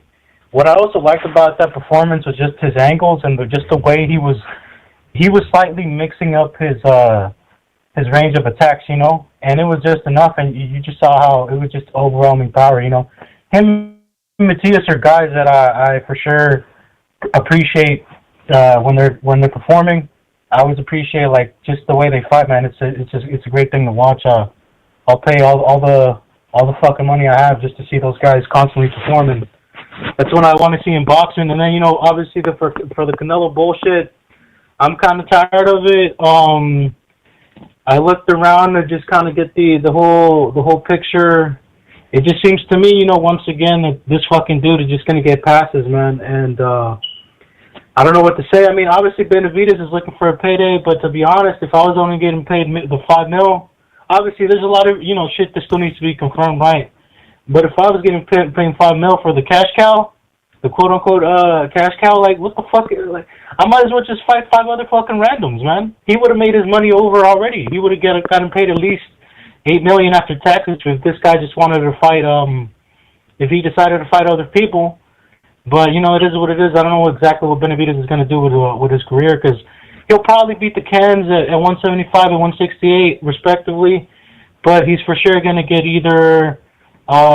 even if, let's say, Bebo gets knocked out by Beterbiev, I think Bebo still smokes him. I think Beterbiev still smokes him. I think if Bebo beats Beterbiev via decision, if that were to happen also, I think it will be the same thing. He won't get past the top tier competition. So, I mean, the guys, I really don't care about his career, man. He doesn't impress me. He's always been a weight bully. So, he's a wannabe Mexican. That's just what it is, So, other than that, as always, fuck Canelo. You know what? It's interesting, though. It's interesting, though, Mr. Buttigieg. You said you're keeping your eye on William Zepeda. That was redundant. We know you keep your eyes on a lot of guys. We know that. So you don't even have to preface that by saying that. Also, I keep hearing in the background, I have a keen ear for sounds. I noticed that you've got the alarm system for the smoke alarm. It's running out of battery. Yeah. And now I know why you hate Canelo. It just explains why you have such a disdain for Canelo, and maybe even for Mexicans as a whole, because that chirping there in the background lets me know something. That's all I'm going to say. All right, well, listen, Mr. Buttigieg, thank you for your call. What does it let you know that I'm black? Does it let you know that I'm black, or what do you mean? Whoa! See, again, I don't know why you gotta make it racial, man. I mean, I gotta tell you, we give people a breath here, but I mean, you don't have to listen. I don't understand. You've been watching too much Netflix, and you've been reading. I think you've been reading the Turner Diaries too much. You've been reading. Listen. Put down the Turner Diaries and pick up a Bible. That's my advice to you. We all live in harmony over here in the BDA land. All right, Mr. Buttigieg, thank you for your call, and call back next, all right? Take it easy out there. Let me tell you something real quick, BDA. Go ahead. Oh, yeah, I was gonna say, hey, Voodoo, to be honest, bro, no one's gonna mistake you for a black dude. You sound like a blonde guy who's not good at surfing, a faggot that wears seashell necklaces. That's how you sound, bro. So don't worry about anybody mistaking you for a black dude, all right? I mean, listen, I don't like the language, but I completely agree with everything you're saying. All right, listen.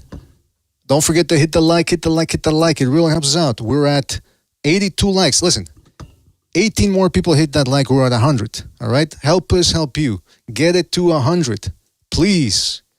We're not quite begging, but we're going to have to get there at some point if we didn't get to 100 likes. Okay, yeah, that Tszyu versus Fundora thing. The interesting thing about Tszyu is somebody else mentioned it in the chat. He's got like this Eastern European style where he doesn't really quite fight you on the inside, but he does pressure you. Like his father, incidentally. He was a mid-range, long-range type of fighter. Fundora gets right up in your chest, looks down on you, puts his chin on top of your head, like kind of like trying to alpha you out, and then he goes to the body.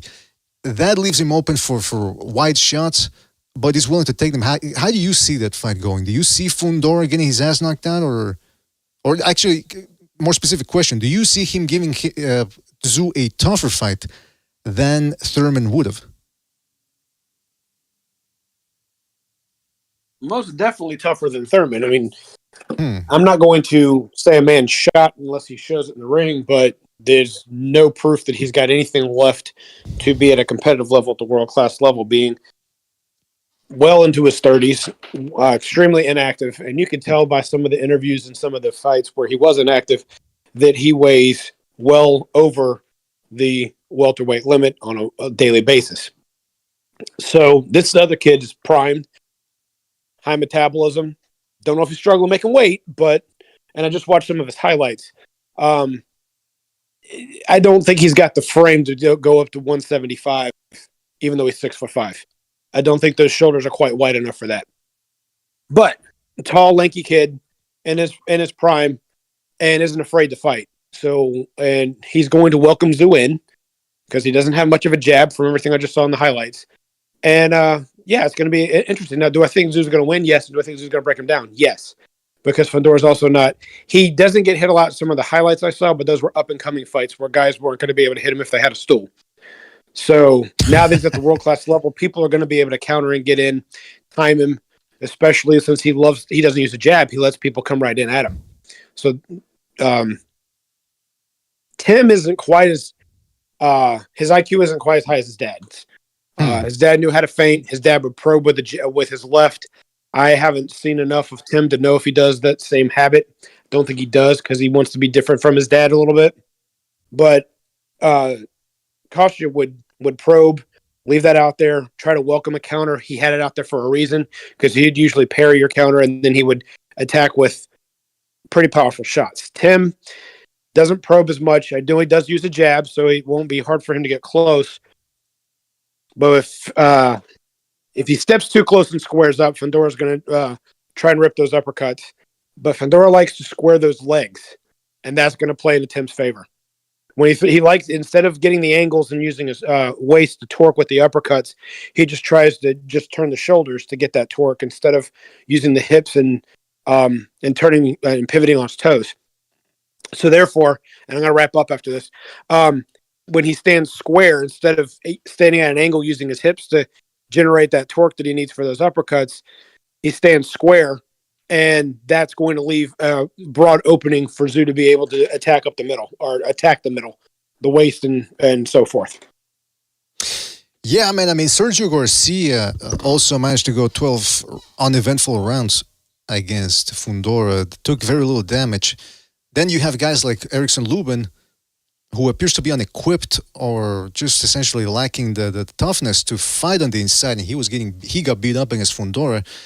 Same thing for Nathaniel Gallimore against Fundora. But then you got guys like what was the guy, Ocampo, the Mexican dude. He went 12 rounds as well against Fundora, and of course you could tell that he took his share of shots in there, but it wasn't really a beating that Ocampo took. Now again, I don't want to play triangle theory here, but incidentally, Tim Tszyu did end up knocking that same Ocampo out in one round, whereas Fundora sort of had to labor to get the win there in 12 rounds. So I don't know. We'll see, man. I'm like Butcher. I'm expecting Fundora to get some good work done, but if Tim Tszyu actually makes it look easy, I'm going to be very impressed. And Chief, you mentioned the Tim Tszyu's father, Costa Tszyu. You got to keep in mind, too, Costa Tszyu had a lengthy amateur career, whereas Tim Tszyu sort of picked up boxing late, which makes his recent performances all the more impressive. This guy made a giant leap in improvement in the past, let's go with 3 years. Because before that, you saw he was getting dropped. He wasn't looking all that impressive. Now he's fought some quality junior middleweights and has looked very good. And so we're going to give him props for that. Very much so. I remember in 22 when we were talking about Showtime's lineup of what they had talked about starting that March. The fight that I was most excited about on the entire schedule going all the way into the summer was Erickson Lubin versus Sebastian Fundora. And it, if memory serves, it lived up to what we wanted. Lubin was down in round 2. Fundora was down in round 7 and then won it in 9. I won't call that like gaudy ward, but it was not for the faint of heart at the same time. They were exchanging. Lubin is not unskilled. You mentioned that earlier, but there's just a certain something else he's missing. You know, he can hit hard. He's got skill. But when the fights get tough against the world-class level, for some reason, he's not able to really to capitalize. I mean, he did beat Rosario, who beat Jerry Rocky. I mean, Ishe Smith was shot by the time he fought him. But the blitzing that Jamel gave him was a shock. And so this was his redemption party, and he failed. The point about that I'm trying to get to is, though, that he that was the most exciting fight that PBC was putting out there. And now we're getting something similar in Tszyu and Fundora again, because they're putting Fundora in with another strong guy who can punch, who has skill. Last time it was against the guy who had everything he needed to win a title except for what was on the inside, the ticker, the heart, as Stu would say, toughness and grit. Tszyu seems to have that. And if Tzew's got it, I think that was the big difference in the Lubin fight for Fundora, is that Lubin just didn't have that extra grit. If I want to take this, Tszyu does. Tszyu wants to take it because he may not be his dad, but he wants to be great like his dad. So if I'm getting you correctly here, you're saying it appears as if... So from what I can understand, you're saying Tim Tszyu has that dog. Yes. Those are the exact words I'm saying. I'm a dog. All right, interesting. I mean, he does seem to have a certain degree of I'm moving an edge. different. This shit ain't nothing to me, man. I mean, that's how Tim Tszyu feels, let me tell you. But yeah, we'll see what happens with that fight. Also, at least the event is going on, because I know a lot of people want to see Isaac Cruz versus Rolly Romero. I'm still deliberating about whether I'm going to be purchasing that event. Probably end up caving and buying it at the last minute. You never know. Hey, fellas, the phone lines are open in case anybody wants to call in. Don't forget to hit that like. We're at 96 likes, so now we need 4 people, at least 4 of you, good Samaritans, to hit that like and get us further up on the true path of the Crimson Cross. Let me tell you. Let's go to another phone call here. Let's go to 773. 773, you're on the air. 773, what's on your mind? Hey, salute, fellas. Hey, it's Ricky Ricardo, man. I think Fundora is a good replacement. Thurman is done. Put a fork in him. I believe Tszyu softens up Fundora's body and takes the L going down the stretch. But by no means is this going to be an easy fight. Who knows? Fundora may surprise us, right? He's got the tools. He's got the dimensions. So we'll see. You know, he's motivated. He's being given an opportunity. Not sleeping on him at all. But I like what I see from Tszyu. He's what I would call a technical pressure fighter. He's not just walking in the front door. He's poking and prodding, using the jabs to the body. You know, he's looking at his opponent. He's staying within range that he needs to be. And that's where I think Fundora is going to fall short, because he doesn't fight to his height. He don't fight to his dimension. But we'll see. We'll see what happens. I like Tszyu in that fight.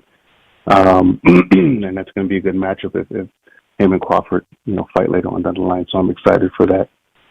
Going on to the Canelo Munguia fight, I think Canelo outpoints Munguia, and I think it's going to be an entertaining fight. It's going to be a fan-friendly fight.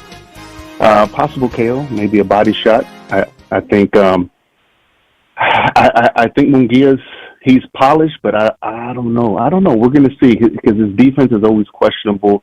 I saw some improvements in that John Ryder fight, so we'll see what happens in that fight. I think that's gonna be a fan friendly fight. I'm waiting to see what the undercard is too. I think Ryan has the tools, but lacks total discipline. I got Haney by decision. And then going down to Usyk and Fury, I know that's coming up. I think Usyk beats on Fury's greedy belly, as he says. Oh. And I think he outboxes Fury to a unanimous decision. I think Usyk outboxes Fury to a decision, unanimous decision. Interesting. All right, well, there's Ricky Ricardo with a bevy of predictions for a lot of the big fights down the line. Good call right there, Ricky Ricardo. Anything else you want to say before we move on? Yes, sir. Yeah, I just wanted to touch on one last thing.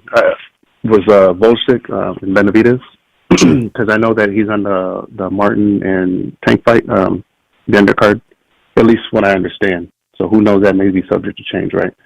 But I think, again, I think Martin gives Tank problems. I could see a controversial decision if Tank don't get the KO. Bozdik, we'll see where he's at. I mean, again, a veteran, highly skilled veteran, but he's been out the game for a minute. But in regards to Canelo versus Benavidez, I think that fight still has time to happen. There's too much demand. I think there's a lot of money on the table for both teams. I saw Espinosa just recently, not to take his word, for anything, but he did say that, he stated in the Fight Hub interview just recently that the fight, is the door is open, the fight's still on the table, but we'll see what happens, So, I'm still, I think there's too much demand and money, period, for that fight not to happen. If it doesn't, it's going to fucking suck for everybody. So, but that's where I stand, man. That's just my call on that. All right. Well, listen, thank you for your call, Ricky Ricardo. Call back next time. Take it easy out there. Yes, sir. Mm-hmm. All right. Hey, by the way, he mentioned the Espinosa. I didn't watch the whole press conference for the Munguia Canelo. Did Espinosa make an appearance, or was he MIA throughout the whole thing? Can anybody confirm that? You fucking weasel! I mean, I don't know. Because supposedly he's working in some capacity for the PBC, so I'm just wondering. You fucking weasel! I don't know. Hope maybe he did show up. Maybe he came out of his hole for that one. Don't forget to hit the like, fellas. Hit the like. It really helps us out. We're at 101 likes. All right, fantastic. We keep going then. Let's go to another phone call here. Let's go to 619. 619, you're on the air. 619, what's on your mind? Oh, somebody's in their car. What's up, guys? Yeah, I'm looking forward to those fights. It'll be pretty good. No, I was watching people talk about Shakur Stevenson saying that he would fight Zepeda, and people commenting like Tim Bradley saying, "Oh, it's target practice," and people saying, "Oh, he's gonna beat the enchilada out of Zepeda," and it kind of pissed me off, man. These guys are real, they sound confident, man, but like these guys all fucking talk, man. Shakur Stevenson, man. And hey, man, if Benavidez is such a monster, man, let's see what he can do with Beterbiev or Bivol, man. You know what I'm saying? Because that's the way he's at right now. So, what do you guys think about that? So, it's my call. All right. Well, listen, we'll answer your question there, Jose. What the fuck is that? Okay, yeah, we're gonna answer that question there, right there, Jose. Talk more about that, but thank you for your call. Yeah, the Benavidez versus Gvozdyk. Hey, man, it's an interesting fight. Again, Gvozdyk is 37. He's a heck of a fighter, like Floyd Mayweather would say, hell of a fighter. But again, is that the best fight they could make for the guy? For Benavidez? I don't know, man. It's I'm a little apprehensive about that fight, let me tell you. But the other thing I want to talk about is, okay, so we talked about Tszyu Fundora, but that's the other piece of news that just recently came out, and that is that there's going to be it's for the WBO title, from what I understand. It's on the line. And so therefore, Crawford, I think, has already petitioned to be the mandatory for that WBO title at 154. And so I think after Tszyu and Fundora get it on, they have 5 days to negotiate with Crawford, or to initiate negotiations, something along those lines. So we could, again, I don't want to look ahead. Hey, look, Tim Tszyu's got his hands full with Fundora, and literally, he's got his hands full. I mean, the Fundora is 6 feet 5 inches tall. But if he makes it past Fundora, how do you guys see a Tim Tszyu versus Terence Crawford fight going? Who wants to take that one? I see everyone's MIA here. Tszyu versus Terence Crawford. That's right. Reach advantage for Crawford, obviously. Height similar. New weight for Crawford, even though we think that he's not going to have trouble acclimating to that weight. Now, the actual call. He's almost 37. And even though Floyd turned back the clock several times, and so did some other guys, Crawford didn't have this very long amateur career like Floyd. So these 100-plus amateur fights, adding on to like 40 professional fights, it's not going to catch up to them like it did with Shane Mosley and Oscar De La Hoya, who each had like over 200 amateur fights, if memory serves, in addition to 30, 40 professional fights. So Crawford might stay young a little bit longer than some people are guessing. Plus, he lives a clean life. Like Jimmy said, he doesn't drink, he doesn't smoke. He stays in shape. He's always in the gym. He doesn't balloon up, and he may like hydrate bigger, but he doesn't balloon up with fat and fast food. So age is the only factor, but he's got all the factors. He's got all the health factors to like negate that. He hasn't been beat up very much. He hasn't had a long amateur career, and he takes care of his body. With that said, he has a high enough IQ that Tszyu is going to need to hit a lot harder than we may think he does to beat Terence Crawford, because Crawford's just too much of a complete fighter. Unless he doesn't take any of the punching power he has to 154, and Tszyu can walk through those punches, then Crawford's more than likely going to win, because he can do more. He is that special fighter that can switch stances, can fight any style, can make you fight his style, can knock you out with either punch, can work the inside. He can do it all. And as much as I like Tszyu and his family bloodline boxing-wise, I don't think he's going to have everything he's going to need to beat someone like Terence Crawford. All right, let me give a shout-out to the Quacks, by the way. I forgot to give a shout-out to the Quacks for reestablishing his membership program. Shout-out to the Quacks, who says, are we taking predictions? I'll take Tim Tszyu, 9th round stoppage over Fundora. All right, the Quacks. Well, we're not taking predictions down just right now, but shout-out to you, Quacks. Thank you for your prediction. And you're reestablishing your membership program, man. Really appreciate it. As it pertains to the Tszyu versus a potential Tszyu Crawford fight, here's the thing.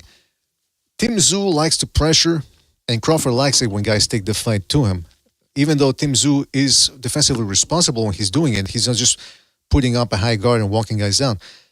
But he also tends to overcommit a little bit to his shots sometimes, and that leaves him open for counters. I mean, we saw...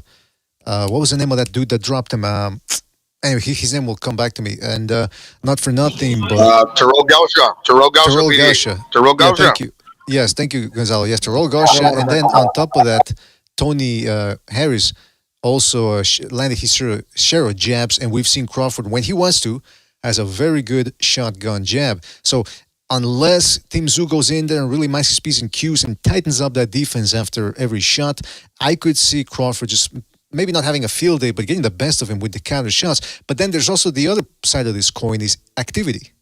Look, like Chief said, Crawford's on another level. He is one of the best fighters in the world. And we've seen fighters of that caliber be able to get away with being inactive. We've seen it before.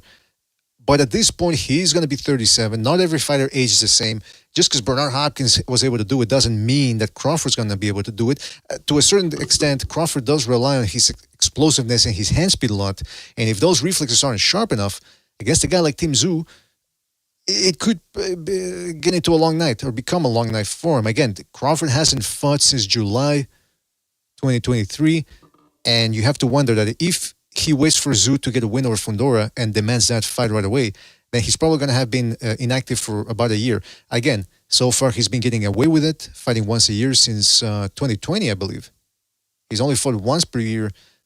Other fighters have managed to do it. Crawford probably will, but you just never know. It's going to be dangling over his head as the fight approaches. We got another phone call here. Let's go to 917. 917, you're on the air. 917, what's on your mind?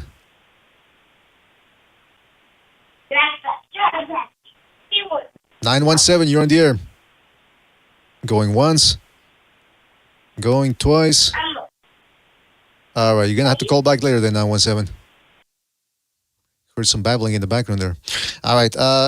So again, that's the potential fight right there. Tszyu versus Crawford. You also have to wonder which network it would take place on. Because Tim Tszyu is a guy that's allied right now with the PBC, although most of his fights the fights that get broadcast in Australia are not being televised by the PBC. That's another network over there in Australia that handles that.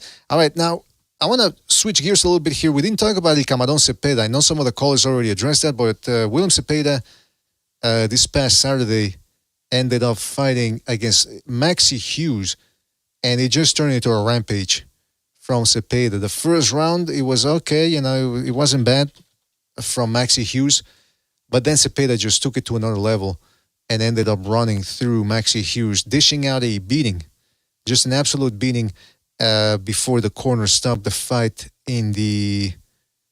What round was it? I'm trying to look it up here. Was it the fifth round? I believe it was the fourth round, BDA. Fourth round, my goodness. And Zepeda threw about 408 punches, so he was averaging about 100 punches per round. Guys, what do we make about William Zepeda's performance? Is it about what you expected? And if it was, what can he do in the lightweight division? How far can he go? I got a lot of background noise, so I'm just going to keep it short. I'm just going to get off what I have to say. Yeah, definitely, I was thinking the same thing. Changing levels, up and down, head, body. A pressure fighter, I would say, usually will take 6 to 8 rounds to break you down. But all the study rounds went out the window. He just went to town, broke them down within 4 rounds. So that speaks volumes. Hey, that rhymed. He went to town, broke him down, 4th round. Gonzalez turning to Muhammad Ali here at the Capella. What does everyone else think about that fight, that performance from William Zepeda? Well, I'll say this, man. Before the fight, I was actually a little... I was looking at Hughes, I'm thinking, okay, he was able to become a sharpshooter against Kambosos, and I thought he won that Kambosos fight. It was actually one of the worst decisions of 2023. So going into the Zepeda fight, I'm thinking, okay, Zepeda can be hit. He's not a defensive master, although he does have good defense when he wants to, but he's a guy that throws 100 punches per round, so he's opening himself up. There's going to be an opportunity to counter him.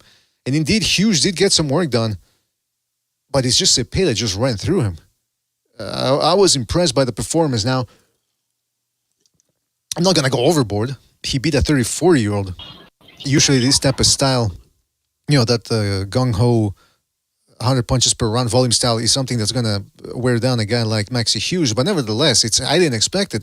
And it just goes to show you the difference when people besmirch the pressure style. Look at Kambosos. He's a flashy guy. He fights, with the Philly shell a little bit, in and out. He likes to be cute in there. But he knows jack shit about putting pressure on. He's got no guard. He'll shoot a 1-2, same rhythm all the time. Guys can read that. And he doesn't work his way on the inside. Zepeda, high guard, throwaway shots.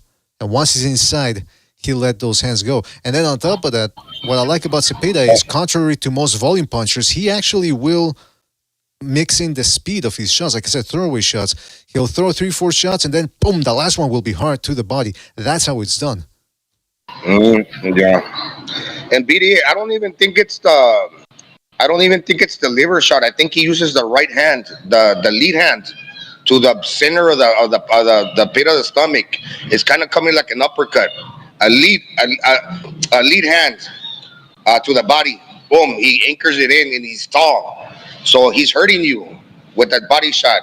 And that's the shot that's commencing his attacks. He's just setting you up to go to the head after that. I think I saw him. He's punching different now.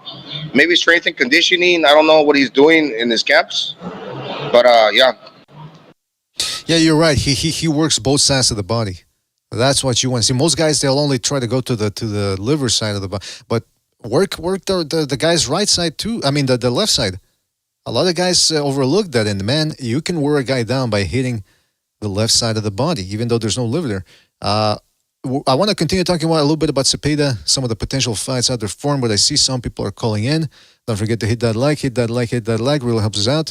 Let's go to 858. 858, you're on the air. 858, what's on your mind?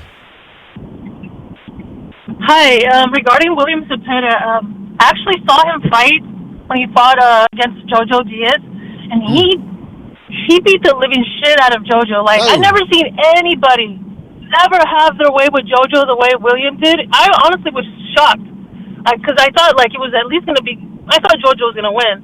And then I also thought that it would be, like, more competitive, but it was totally a one-sided beat down all the way through. Like, I mean, not Haney, not nobody had their way with Jojo Diaz like that.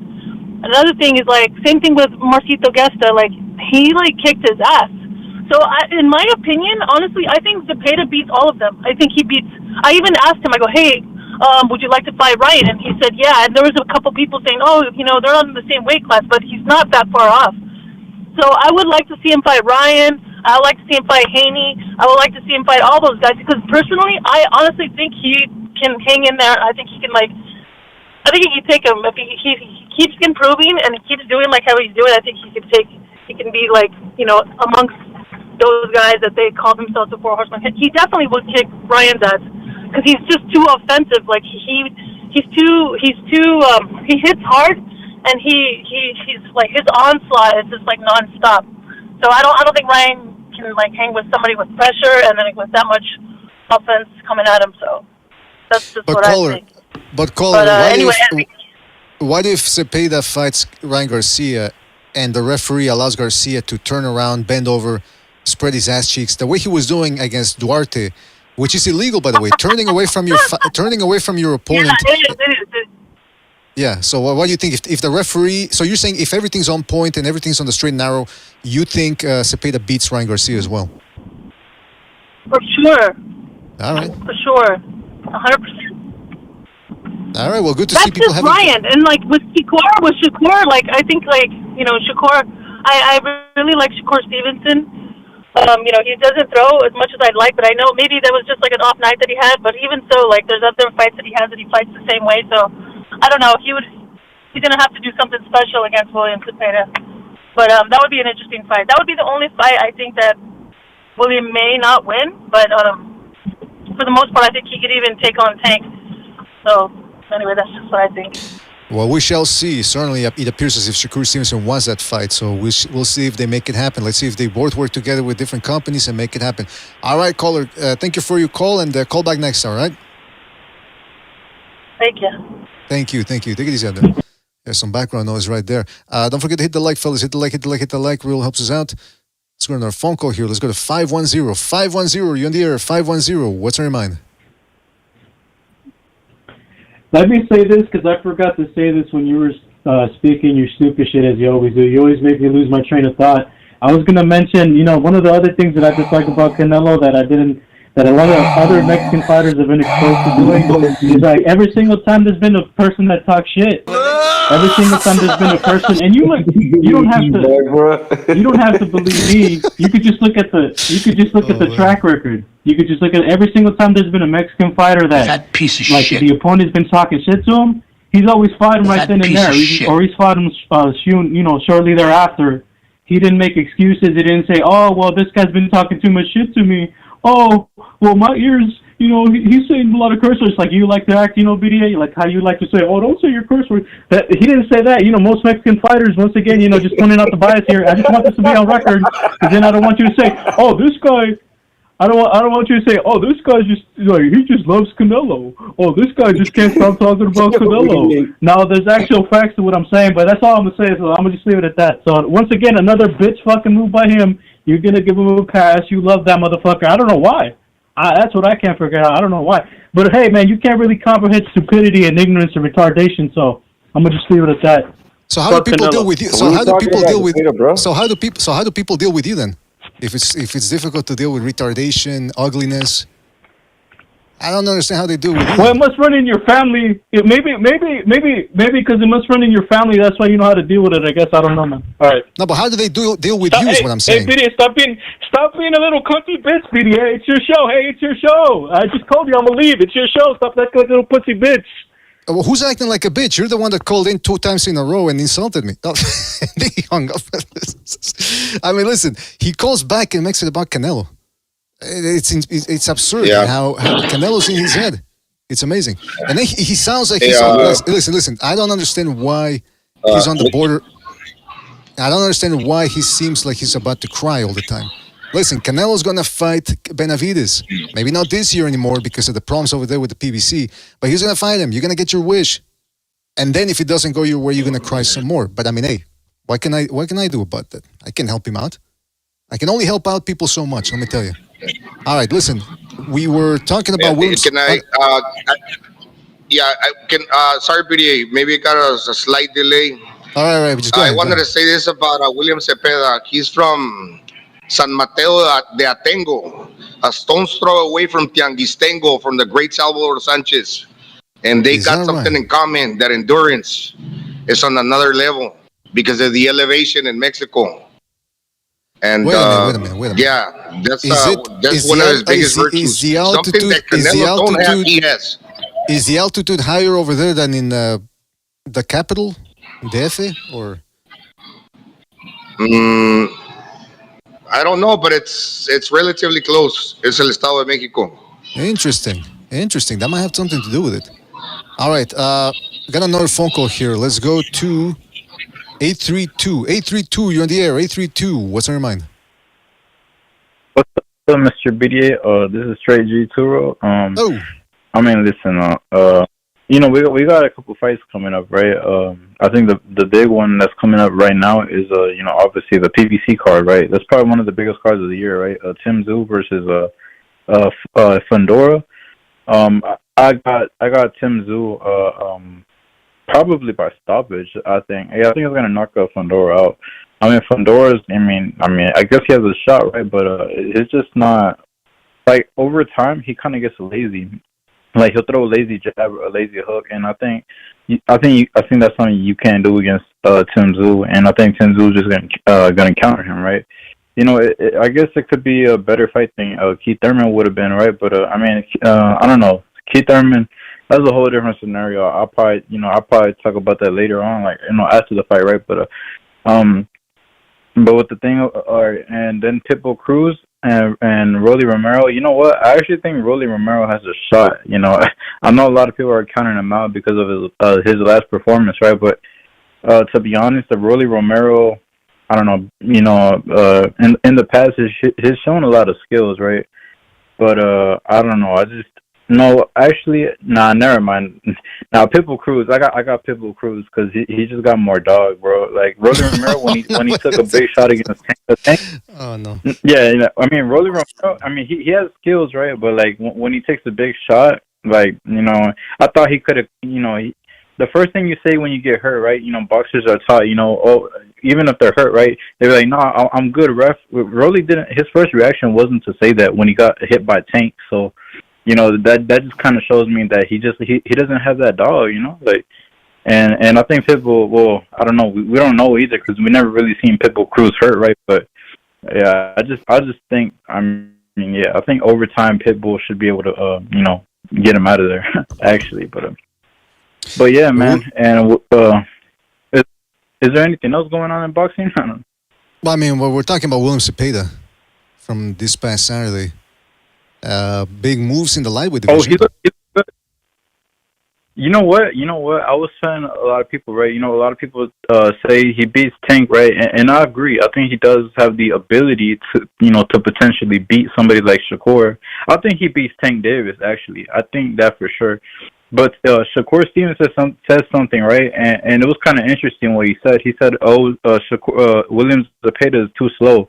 He says, I know heavyweights who hit faster than him, right? Oh. And I kind of disagree with him, right? But I went to go look back at the fight, and Maxie Hughes was kind of popping his head back at times, and William Zepeda didn't look as fast as I remember from just the night before, right? But I mean, I still think I still think he's fast enough once he gets the pendulum going. Like get some momentum. And like he's a volume striker. He throws punches in bunches, right? I know it sounds cliche, right? But the way he does it is kind of like Matias.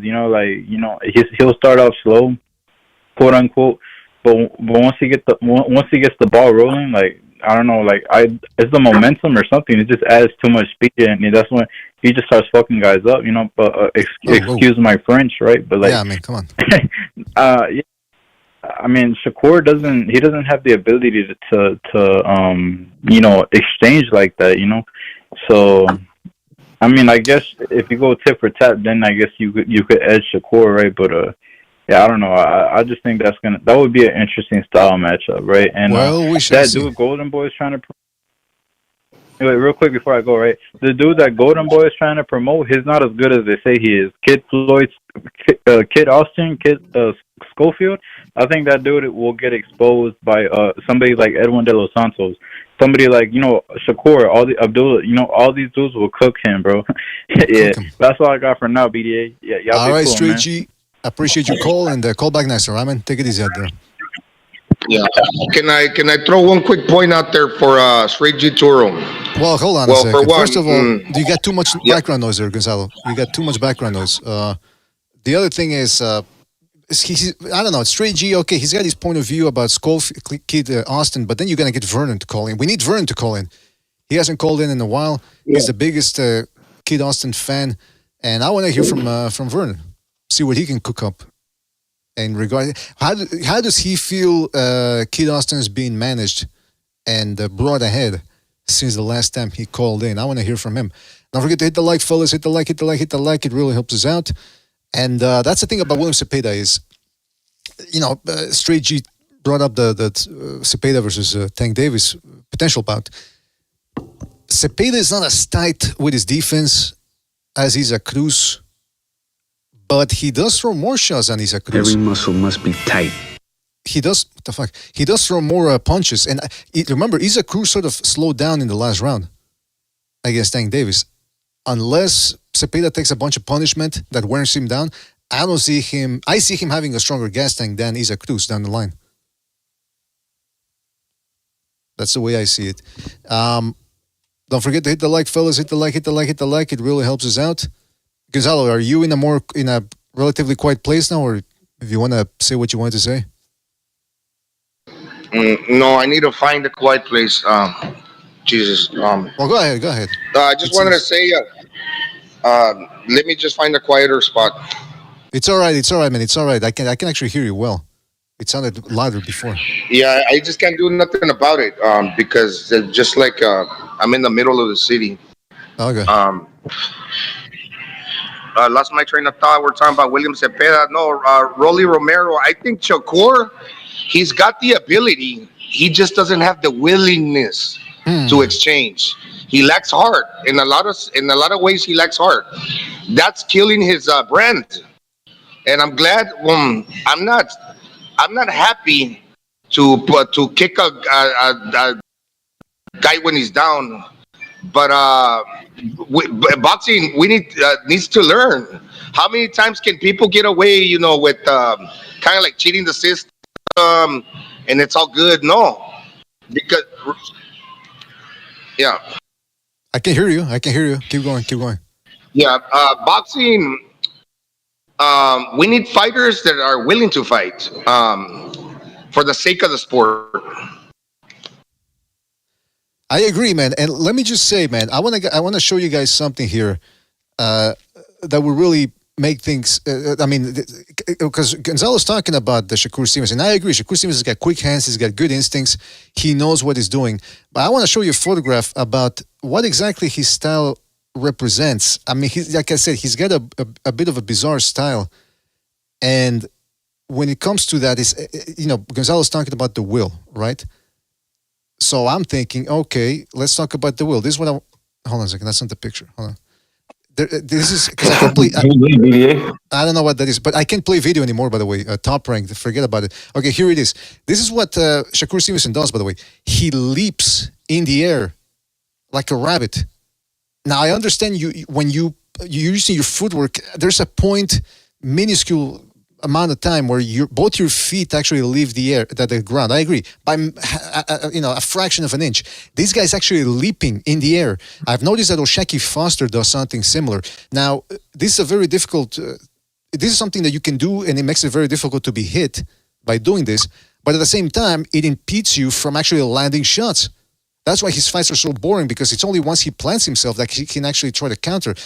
When he's doing this 10 times around, it makes it very boring. Guys, what do you think about this technique of just essentially leaping into the air, preventing your opponent from catching you? Well, this is a quintessential ass style, BDA. You know what I mean? And I think that, I don't know if anybody's brought it up yet. I just think it's rich from this kid Stevenson would have anything to say about Zepeda, because he'll say he's slow, whatever, but Zepeda, he broke a record on Jojo Diaz, on punches landed. And then we got Stevenson, who broke a record on least amount of punches landed. So it's like, dude, what do you don't have a lot of room to criticize. You know what I mean? Like, you can be as fast as you want, bro, but you're not doing anything with that speed. Yeah, it's interesting, huh? He has the goal to say that. That's a great point. Yeah, he has the goal to say that. But again, look, when that's to Gonzalo's point, the guy has the tools to actually get respect. He did it to a certain extent against Valdez, even though there was a fair share of leaping there as well as low blows. But then that's the other point. When he doesn't leap back in the air 15 times around, like he did against Conceição, he's hitting them in the balls. So there's something wrong with this guy. He needs to really return and put on a performance that's gonna redeem himself. That's what I'm saying. He's in his redemption arc right now, because so far it's the second time he's stunk out the joint. Previous fights he's blown weight, gone with low blows. So he's getting a lot of advantages that allow him to fight the way he fights. I was a bit confused when you said he's leaping. I was thinking of Venado, how they leap in, and to attack you. But actually, now I recall, Shakur's leaping backwards. Exactly. He's leaping back. Yeah, it's a weird thing. So, it's unusual. I mean, and granted, it's not always good to leap in either, because you can get caught leaping in. Of course, yeah. But not only is that dangerous to leap in, but at least it's a fan-friendly style, and if you have a chin and you can take it, well, it's something that Venado, maybe Teofimo, when he's missing and he's chasing Jermaine Ortiz, you might look a little silly because you're leaping in and trying to catch, but the other dude's retreating, but at least you're giving it an effort. And although you might miss and you still look bad, it's way worse to leap back away from the action. That's like a double whammy, like a double demerit on Shakur's part. Leaping away from the fight. It's a good way of putting it. Double demerit. Anyone else? One more thing, BDA, because at least when you leap in, Manny Pacquiao do it. You can put power behind your shots. Granted, you can get caught. And it's not always a good thing if you're always missing, like Teofimo. Just to give a quick comparison between these fighters that sometimes choose to leap into a boxing fight and to a brawl in the exchanges. But when you're leaping back, that just means that what's the end game for your style? I mean, what are you trying to accomplish? Rely on your the control to the distance. He's not no Bernard Hopkins, like you said earlier. I don't know if you're talking about him, but his ring generalship is surely not painting the picture of a master boxer, in my opinion, when it comes to Shakur. Well, listen. No. Go ahead, Chief. I'm sorry, go ahead, BDA. Go ahead, man. Oh, this is prize fighting. This is a combat sport. So the people that try to say, well, you don't respect the science.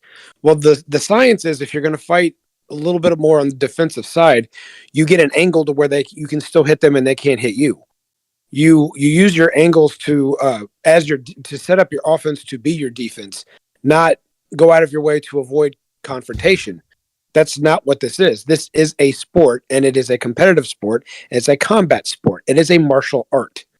The idea of doing it to where you're trying to avoid combat because you think the other guy hits too hard. And you can't negate it from using your footwork and angles. You're not a great fighter. Case in point, you may be the best in your weight class or the best of today, but Willie Pep didn't have a lot of knockouts, but he sure knew how to get angles on people to still land his punches and his combinations. Miguel Canto, I think he was another guy at those lighter weights, and I might be mixing him up with somebody else, so please forgive me. But there was Orlando Canales. That's not who I'm thinking of, Gonzo, but you're right about him too. He actually had power. I was referring to another guy that didn't. But anyway, Orlando Canales is also very good. He almost, when he bounced in front of you, so light on his toes, he almost switched stances at times. He'd do the double jab when the leap in with the right hand. It's almost like he jumped over to the southpaw stance. And he did it to get angles on his opponents to where they couldn't hit him back. So if you're an Olympian, if you got all these amateur fights, you're a silver medalist, you're a pro fighter, and you have Nicolai Luce, thank you, Lassiter, that's another good one.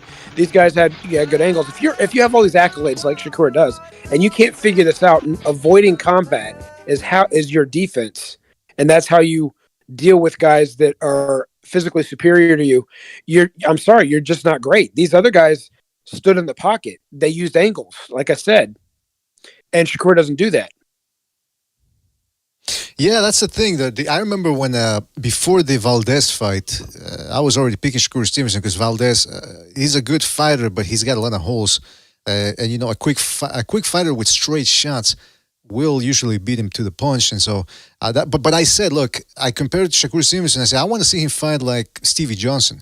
Stevie Johnson was not a big puncher, but he would stand in front of his opponents and he would actually go, match them volume for volume. But he wasn't going toe to toe. He wasn't being an idiot about it. He was actually pretty good at slipping shots at the mid range and in the inside. So that's something that Shakur Stevenson should do. Now, Shakur Stevenson, when he fought De Los Santos, he had his excuse. He said, well, I was injured. But if you really watch the timeline for the progression of his excuse, at first he said, I'm not going to make excuses. Then he sort of intimated online that, oh, yeah, I did have one, sort of giving a little preview. And then he full on admitted later on, oh, people don't know I had injuries. So at first he doesn't want to make any excuses. But then as more people started piling on him on the internet, and he clearly admitted that they got to him, he said he was being sensitive about it and emotional. Then he came out with the excuse. But what was the excuse for the performance against Nakatila? Because that was the same type of performance. And in that fight, he said, oh, I got hurt. And I got hit and I didn't like it. But I look better in the next one. So that's two performances but I just think this time he couldn't get away with it anymore. So he just went with the I was injured excuse. You have to wonder what the next excuse is going to be when he looks that bad again. And when he's hopping around the ring like a rabbit. Shout out to Amok PvP, by the way. Yeah. Shout out to Amok PvP, by the way, for his contribution with the super chat. He says, Snorkur the ballerina with the deer footwork, #F Stallers. Yeah, Stallers, I mean, we don't pay for that around here, so hopefully he redeems himself. But shout out to Amok PvP for his contribution to the super chat. Really appreciate it. Yeah, and BDA, it's kind of cringe, like when DAZN and their whole, the event, it's really cringe that, Shakur said no excuses, and he's sitting in that fucking couch looking like I don't want to make excuses or anything, but then you give it a couple weeks, 2-3 weeks go by, then he does an interview with a whole bunch of excuses. Exactly. And we knew that was coming. And I send you one of them. I send you the video, but you said I don't have time for that. I'm not gonna waste 45 minutes on my life to look at this guy make excuses 2-3 weeks after the fact when he said he wasn't gonna make any. No, exactly, Gonzalo. And then of course I didn't mean that to demean you, but I'm just saying I've already seen videos of him making excuses. I'm not gonna listen to it. I know. But right. You're right about that one. No, yeah, and look, like you said, he waited to make the excuse because he was getting to him. He had to try to save face a little bit, but instead, in today's world, whether the injury was legitimate or not, people are going to clown him for that. So he's got to make up for the performance. The only way he's going to do that is in the ring, and he should really stop talking as if he's a badass, because at this point he's not. Now, I also want to say that he volunteered to replace Ryan Garcia in the event that Garcia, something happens with him that he's unable to fight Devin Haney. But Bill Haney said Shakur Stevenson brings nothing to the table, which is true. He doesn't have a title at 140. He's not a big draw. He can draw a sizable crowd in New Jersey, but that's about it. That's where he's at right now. But then again, the Haneys, they're not cherry picking, but they're selective with their matchmaking. I mean, they fight Lomachenko, but only once Lomachenko is a little bit older and looks human against Ortiz. Then they're watching Prograis, and it's only after Prograis looks bad and horrible against in that last fight of his where he should have really lost. That's when they decide to fight him. So I understand that the Haney's position, but they're fighting guys for paper titles too at 140. Is that what they're really after? That's their main goal. I don't know. It's a little bit bizarre there. We got a phone call real quick. Somebody's been waiting here before that, and then I see Jimmy's here. I want to get his thoughts. Once again, we return to the Canelo thing because he wasn't here for that.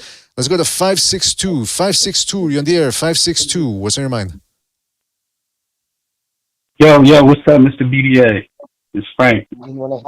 Yo, what's up, Frank? Hey, what's up, man? You got the most eclectic callers, man. You got the whole spectrum here. The booty looses, the manic guys. The Ricky Ricardos are pretty chill. What's up, man? You track all the crazies. Well, I mean, hey, listen, we do what we do, man. We try. I don't know what to tell you, man. It's fun, man. It's always good times. But I like the topics, BDA. I just wanted to get to the Zepeda one first, if you don't mind. Just gonna try to touch on Canelo and Tszyu and Zepeda. Yeah, Willie Zepeda. You know what? I thought he was impressive. We know Maxie Hughes was supposed to be a back foot bitch, and he was supposed to expose Zepeda. But like Gonzalo said, man, that guy hit you everywhere. He's a buzzsaw. When you take Shakira, I don't see anything special. I don't see any elite speed, any elite talent when I think of similar type of fighters like Shane Mosley or Zab Judah. Yeah. So I think Willie Zepeda is a tough matchup for that guy. Now, does William Zepeda do anything elite? I don't think so, but that volume. He has an elite chin and volume. So what do you think then is next for William Zepeda? Well, it's going to depend. I mean, see, this is kind of the crazy thing about boxing, right? So you got State Davis. Oscar did really well. He's in place for, I believe, State Davis. He's actually number one for State Davis right now, and he's number one. And I want to say for Cambozo, for the winner of Cambozo and Lomachenko, and then State Davis. He's number one for them, and then Shakir is calling him out. I don't think any of those happen. I think Oscar gives him another filler fight and waits to set something up in Vegas, because Bob Arum said he's ready for the fight, but it's supposed to be at the Prudential Center in his hometown, and I don't think they would want to take that just for the business. That's how I see it. I don't know how you see it. Yeah, I mean, I don't know. I hate to cast aspersions, but I want to get Jimmy's thoughts on the whole drama as well, because he wasn't here in the beginning of the show. So we'll get to that. Frank, anything else you want to say before we move on? Oh yeah, and with that, is Zepeda more Castillo or Chavez? Is he, because Castillo, he gave Floyd problems, but he was already a 3 or 4 loss fighter. He wasn't an elite like Chavez. So that was with the Zepeda. And I'll just take your comments off there. But just the Canelo Benavidez thing, I think it's a little bit of both. I think they both don't want it, and I think PDC is just trying to build trying to get that platform going. So they need Benavidez in his lane, because he will be fighting on. Their rumors is he'll be fighting on the Tank Davis undercard. So, and that just goes to my last point about the Tszyu Fundora. It's just kind of convenient that Fundora, a Mexican, is put with Tszyu, an Australian, and then the undercard is stacked with the Mexican fighters for the Mexican fan base. Yeah. So I think that's what they're doing. Benavidez, they're just using him to clout chase Canelo Alvarez, and I don't think they want the fight right now. But yeah, that's my take on the upcoming matches. So thank you, and then I'll just take your comments off there. All right, shout out to you, Frank. Thank you for your call, and call back next time, man. Take it easy on there. Yeah, thank you. Great show. Thank you. Okay. Thank you, man. Thank you. Yeah, the what was I gonna say? Shout out to Frank Bay. Shout out to Frank Bay. Everybody check out his channel. Is Zepeda more Castillo or Chavez? Both Chavez and Castillo actually had similar style, not a lot of volume per se. Zepeda's a different type of guy. Now on top of that, he's a southpaw. But both Castillo and Chavez had tight defense. Let me tell you, very underrated defense. Castillo not as much as Chavez, but actually quite slippery when he wanted to. So shout out to Frank Bay for his call. Jimmy, you were I don't know if we heard a lot of background noise there. Had to mute you. Listen, we go back to 180 degrees here to the beginning of the show where we're talking about the latest from Sampson Lewkowicz, who admitted that he was asking for the TV rights for a Canelo fight. Well, what do you make of that and the whole negotiation thing that's been taking place? Yeah. Can you hear me now? Well, I can hear you, yeah. Can you hear me? Yeah. Right. Oh, okay. See, I couldn't even hear you guys at all. That's why I kept hanging up, man. I was having all kinds of issues. But yeah. So yeah, no. Listen, like we knew, it's the same thing as he did before. He lies. He goes out and he just says things. He depends on an ignorant fan base who's just going to say whatever they hear. You know, they don't even read the whole tweet. You know, they'll read the first line off a tweet and they run with it. And, you know, Ness, to his credit, man, he's been like red-pilled with the PBC. He straight up called him. I'm sure you're speaking of him being on the Boxing Voice. When he said, wait a minute, if you're expecting DAZN to pick up a $50 million tab and you're going to pay $3 million and you expect the TV rights, like that's a non-starter. Like that's like saying, you know, like going to a guy's, you know, car, you know, you want to buy a guy's car and he's like, yeah, I'm willing to sell you it. Yeah, what do you want? Okay, $10,000 and I get to fucking jerk off in your kid's face. No, like, wait a it's minute. a pretty much it's a non-starter. Like, you know what I mean? Like they're telling you they don't want to sell you the car. They were saying they didn't want to make the fight by asking for the TV rights. That was his way of saying we're going to say that we want the fight so our fans think we do. But when you turn it down, in which he did, he straight turned it down again. And you know, one thing about that guy, like Lewkowicz, he's a slimy dude, and I wouldn't trust him around girls' drinks at a club, you know, uncovered drinks. But at the same token, he does always rat on himself. Guy tells on himself all the time. What do you mean by that? And he told on himself. Just he tells on himself. He eventually, if you just let him talk like most, you know, people like him, keep letting him talk, and eventually they trip up and they tell on himself. Like by admitting, he could have said, no, we didn't ask for the TV rights. How could they have proved it? It would have made it look like just Eddie Hearn was talking shit. Because remember, Eddie Hearn went on and said on that kid's podcast he's always on that, you know, I reached out to Sam Lewkowicz. I said, hey, listen, if Canelo, you know, we're working with them again, we'll make that Benavidez fight. Let's do it. In Benavidez, I guess Lewkowicz was like, oh, yeah, no, absolutely. But one thing, we need the TV rights for Amazon. And that's when, you know, and Hearn said, wait a minute, you're expecting us to pay for this fight, that fight, and then put up the money for that fight, and then, but, oh, we're not going to, DAZN's not going to get the TV rights. He's like, you know, that's not how it works. I mean, that's just like common sense. It's not how it works, not how it's ever worked. So by him saying that, putting that caveat in that they wanted it for Amazon, was saying we don't want the fight. And that's the reason why it was like, how come Benavidez's name isn't on this Canelo deal? Clearly, they don't want to fight him. Clearly. You know what I mean? Because like Eddie Hearn says, we weren't asking him, like that question was posed to Benavidez, would you have to get bought out and come over to DAZN? No, just get on a plane, come here and fight him, or go over where it is, if we really wanted to fight him. And clearly they don't. And that's the reason why you don't see Benavidez's name mentioned in these Canelo negotiations. Yeah, because we were with Chief before earlier as well. And we were talking about how we don't, you know, this reeks of Crawford Spence again, Joshua versus Wilder, for example, or Canelo Andrade, where he said, she said, this guy wants to fight, this other guy doesn't. No, it's the other guy that doesn't want it, blah, blah, blah. But I mean, in this case, like I was outlining before, Jimmy, Sampson Lewkowicz is the one that's been caught making fake offers. He says he made an offer for an extravagant amount of money, and then when Reynoso calls him out, he deletes the tweet. There's a lack of communication between Jose Benavidez, who doesn't know who represents Gvozdyk, which is, again, Canelo, and there's a disconnect between him, his son, Sampson Lewkowicz, and then you got Al Heyman in the picture as well. Then you've got Benavidez deciding to move up, and his team, his brain trust, deciding they'd rather fight 175 instead of enforcing their mandatory at 168. It's very bizarre. You have to admit. I mean, I know you look at all the angles, but so you're pretty convinced then that it's Benavidez' side that doesn't want the fight. 100%. It's Why wouldn't they want it though? An opinion. But why wouldn't they want it though? It's a lot of money. I guess one of the top pound Because for pound guys they in the don't want to world. lose that zero. They don't want to lose that zero. Clearly, they don't think they can win, or they'd be pushing for it. Listen, don't care what anybody says. Look at how they move. Look at the moves they're making. Everything they do says the opposite of I want to fight Canelo. You know what I mean? Because the minute Hearns called him, oh yeah, let's do it. Let's make that fight. Bang. And he's on to fight him. Jimmy, you're still there? Knock him out. You take his belt. You go back to PBC where you're happy. Oh, sorry. I don't know what's going on. Can you hear me now? Yeah, I can hear you.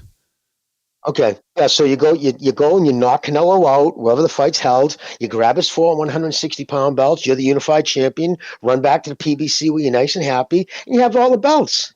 Fucking easy peasy. What's the big deal? The fact that they're putting up obstacles, like major obstacles, like fight ending obstacles, like TV rights, which is the most important thing right now with these people. You know what I mean? And that's telling you. And then right now, if it was Benavidez, why isn't he fighting for it? Why is he going to 175 and saying, yeah, I'm not even worried about 168 anymore? You know what I mean? It's how they move. They're moving like someone who doesn't want the Canelo fight. They can say what they say. The same thing, good analogy about Spence. You know what I mean? Get fucking people who just don't know what's going on to believe some tweets and just repeat it on fucking nauseum. And Twitter, Crawford was ducking him. You know, people are still saying it to this day that it was Crawford who was ducking him. It's crazy. You can't shut off stupidity. Well, it's also the thing is some people already got their minds made up about fighters, and so they're just looking for anything that will back up their opinion, no matter how distorted it is from actual reality. To back up their baseless position. And again, listen, I don't know the negotiations. I'm not in the background.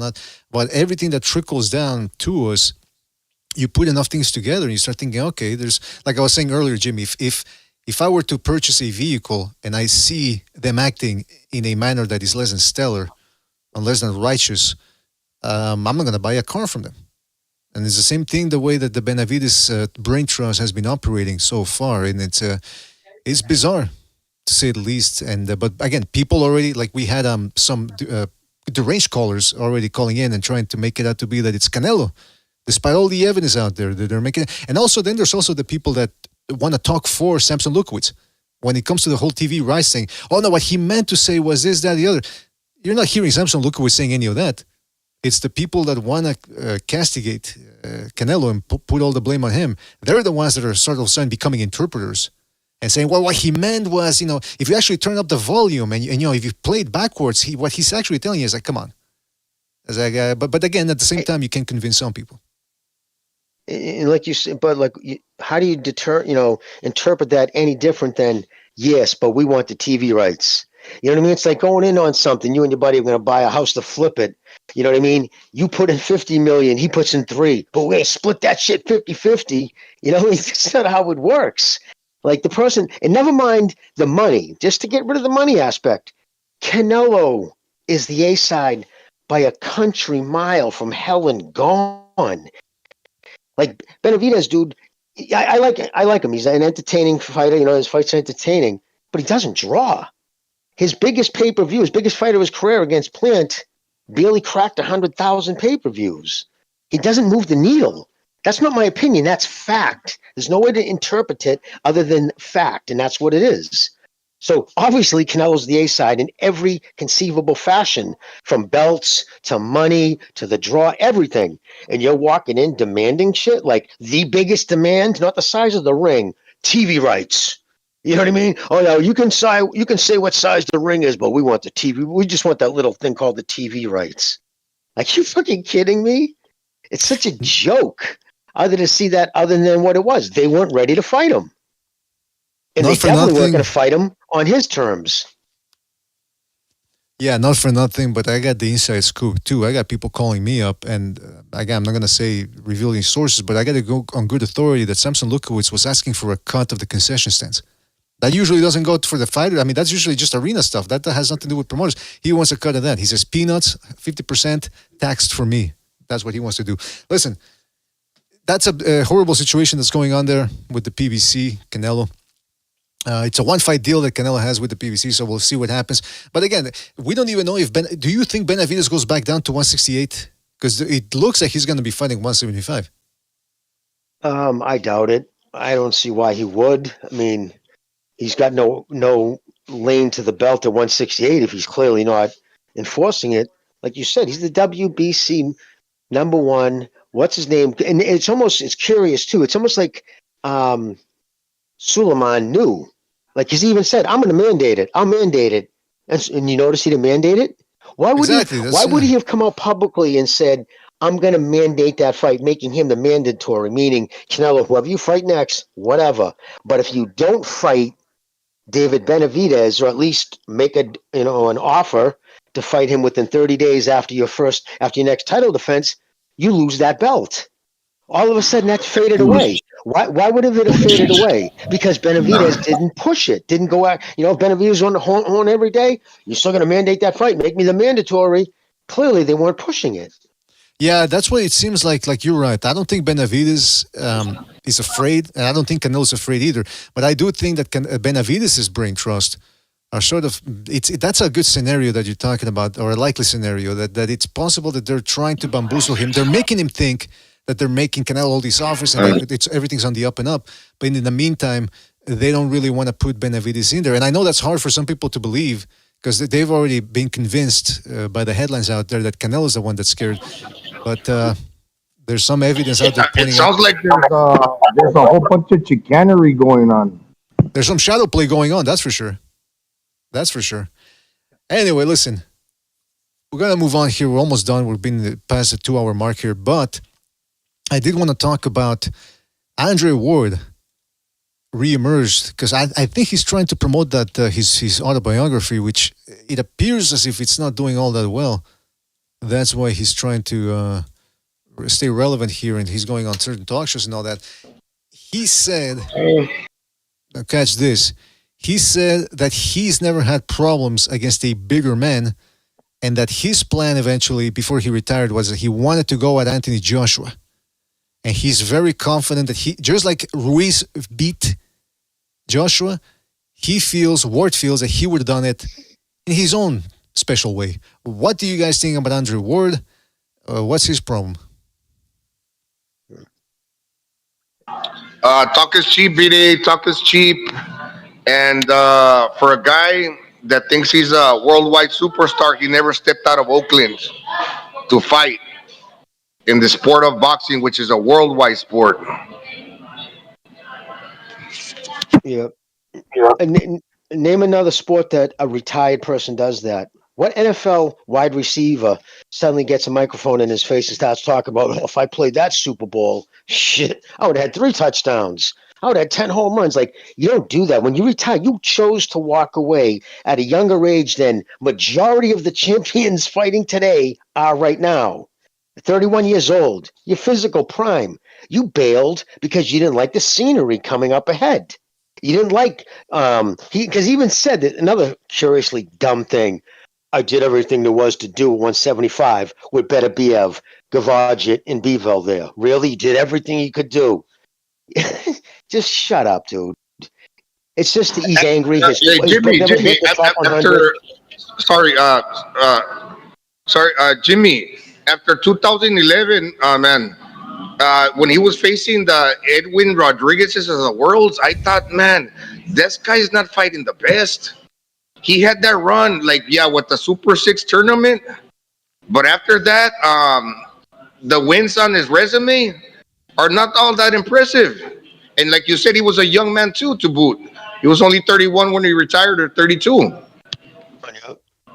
Now, think about that. That was a part of a 3-fight deal. He needed 3 warm-ups to fight Kovalev. 3. But he was going to fight Triple G at 168 without any warm-ups. Just fuck out of here. After a 2.5-year layoff, a guy who would not step in a ring or sign a contract unless every conceivable thing was under his control. It's laughable. He's an angry kid. He's bitter, and he doesn't like to see. I mean, look at the people he attacks. He was always in Canelo's corner, especially when he was up against Triple G. But he sees Canelo go up to a weight 168 that he, fucking was a champion in, and just get more accolades, more numbers. And it's always the popular people. He hates them.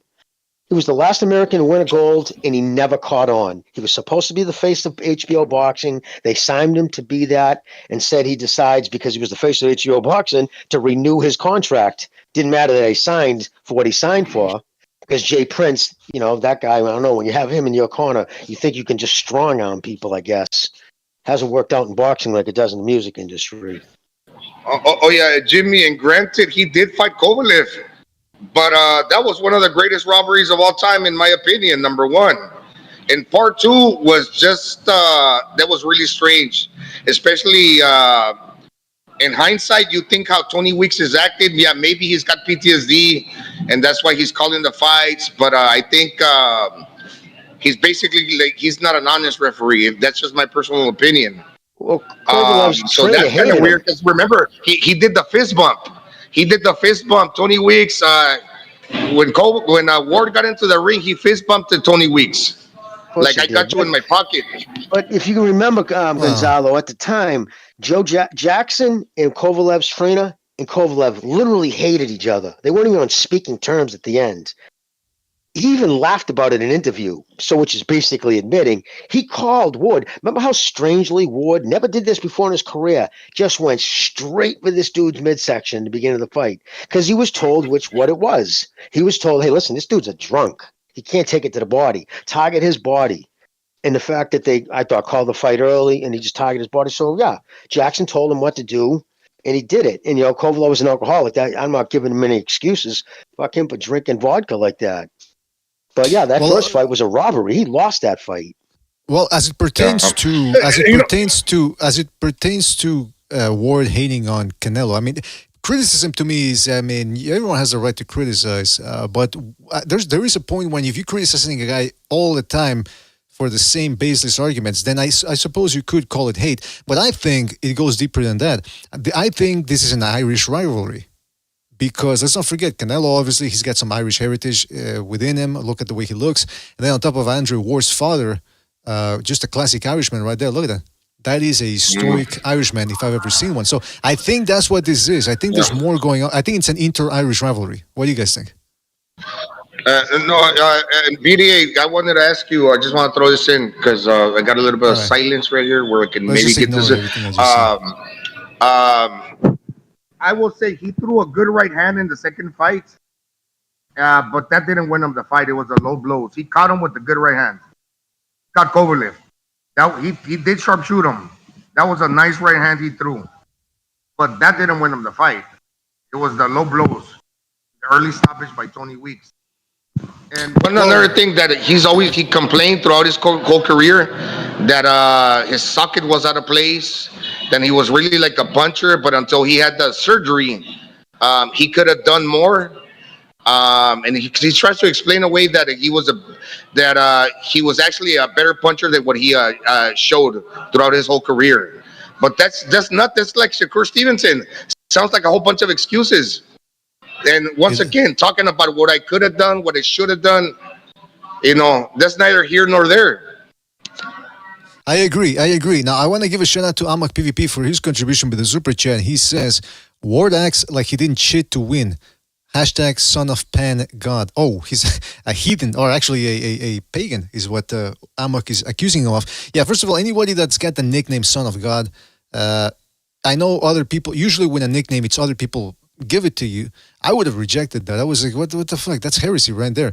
That's number one, or blasphemy. Number two, this is what Ward had to say about that a potential Joshua fight. He said, hold on a second.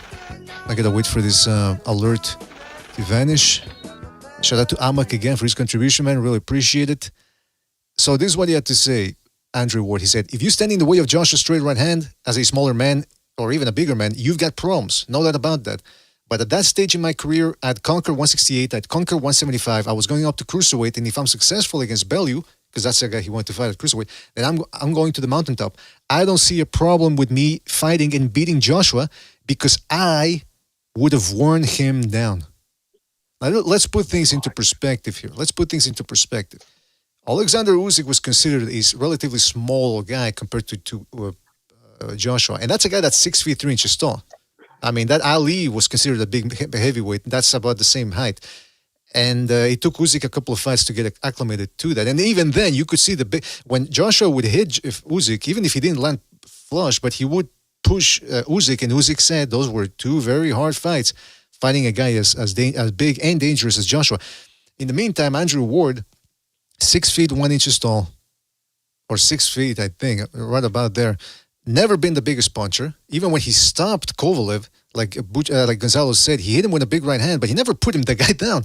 That's the type of puncher that he was. Yeah, he could hurt you, but he never really took anybody off their feet.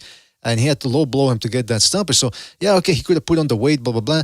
How much weight could he put on that 6 feet frame and still be as mobile to do what he wanted to do against a guy that's 6 feet 6 inches tall and fights at about 250 pounds?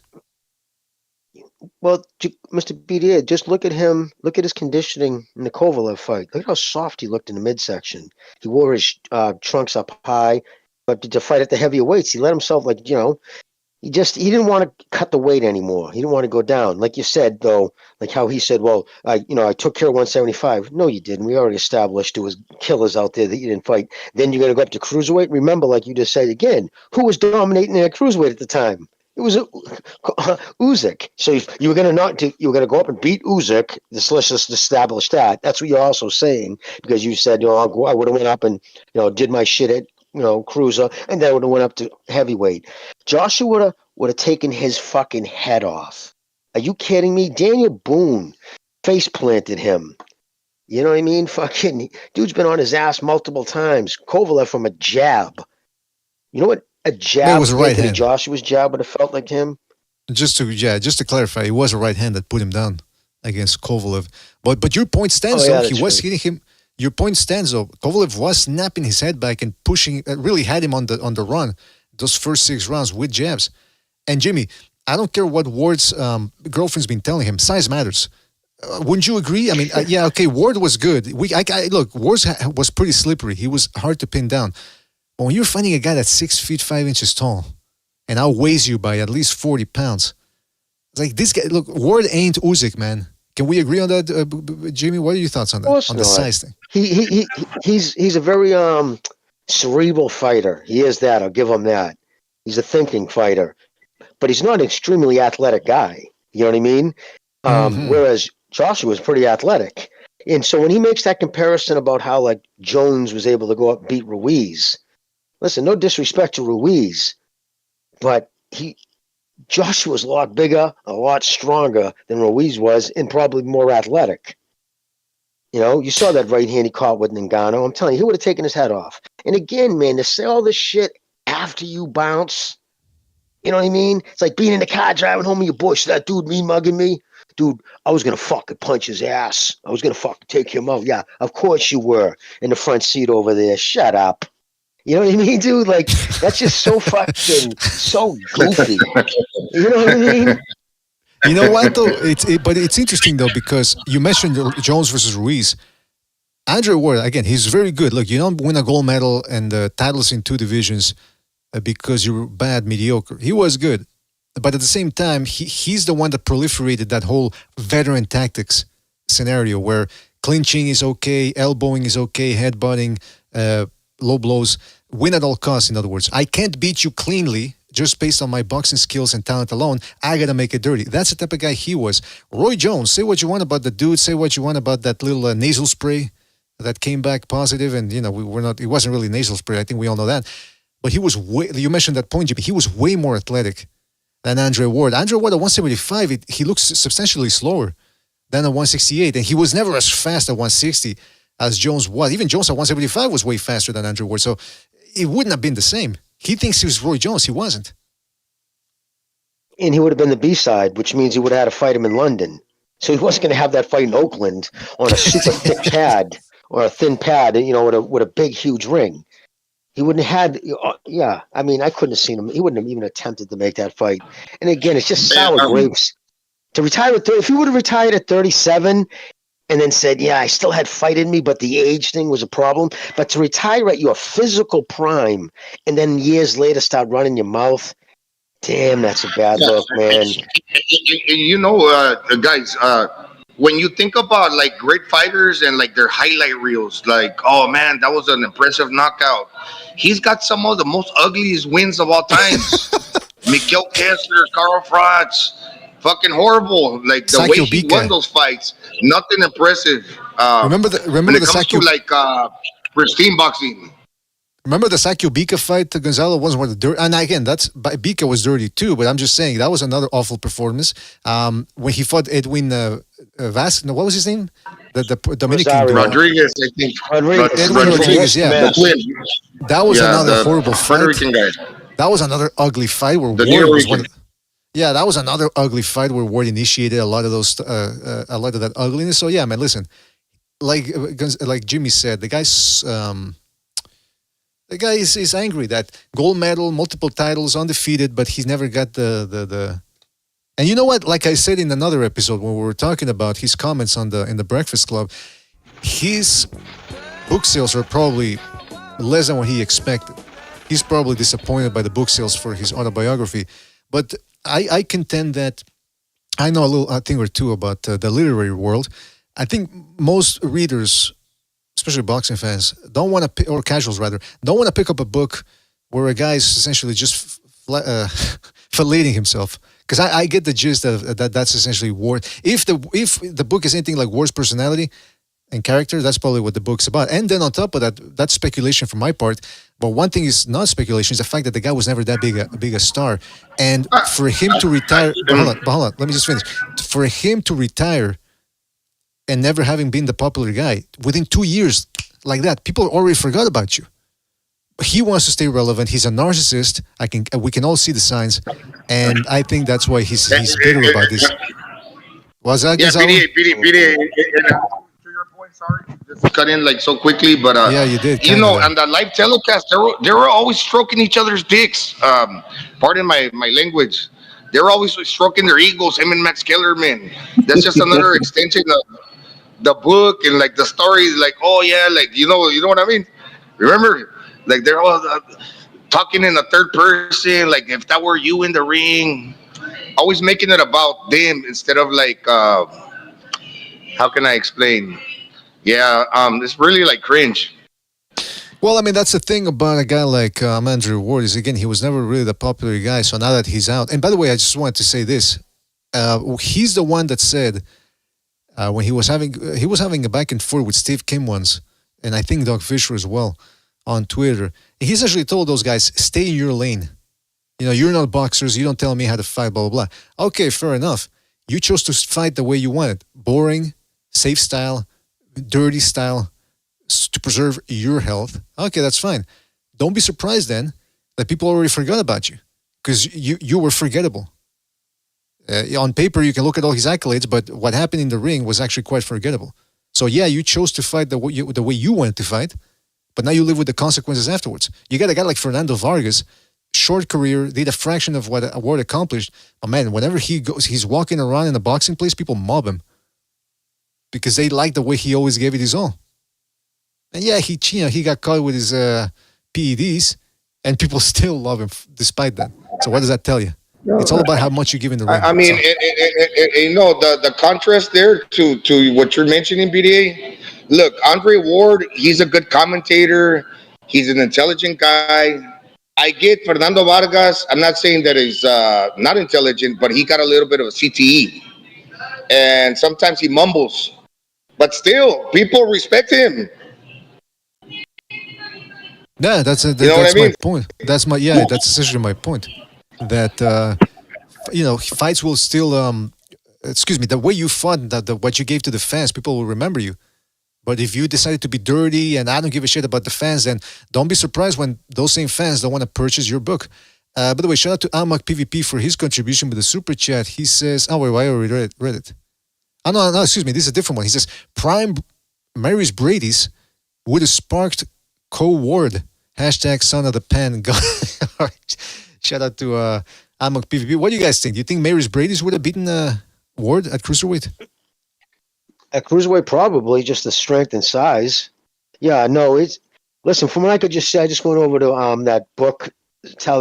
Here's a key thing: if a book doesn't sell 10,000 copies in the first week, it almost never hits the top seller in the top 100. That's right. And it's not hard. It's not really hard, like you said, to become a New York Times bestseller. I think if you hit like 15,000 in the first week, you're in the top 25 at least. But yeah, that book never moved the needle. It just didn't, and I'm sure that pissed him off too. It didn't make probably didn't make him any money. It didn't get him any gigs. Has anybody, has ESPN hired him? No, that's right, they fired him. They cut him loose. They chose to keep Timmy Bradley. Because not everybody nowadays. Fighters, they're all about, because boxing is a business. They want to make money. But it was Andre Ward about legacy?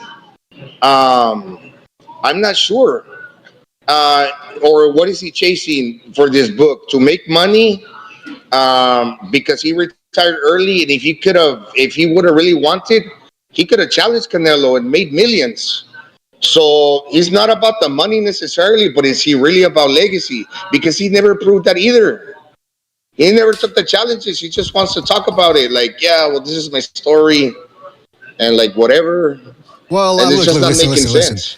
I'm not gonna say I'm not gonna go overboard and say that his career was awful. Whatever. I mean, the guy, again, titles across 2 weight divisions, gold medal in the amateurs. He, as a boxer, I'd be happy with those accomplishments. But if we're comparing him to the cream of the crop, because again, he retired undefeated. He keeps repeating that, like, nobody ever beat me, blah blah blah, undisputed. But again, you compare him to the cream of the crop. He didn't do it the way other guys did, which was way better than he did and cleaner. Now, again, he should be happy the amount of money he made, his accolades. That's it. But he's not.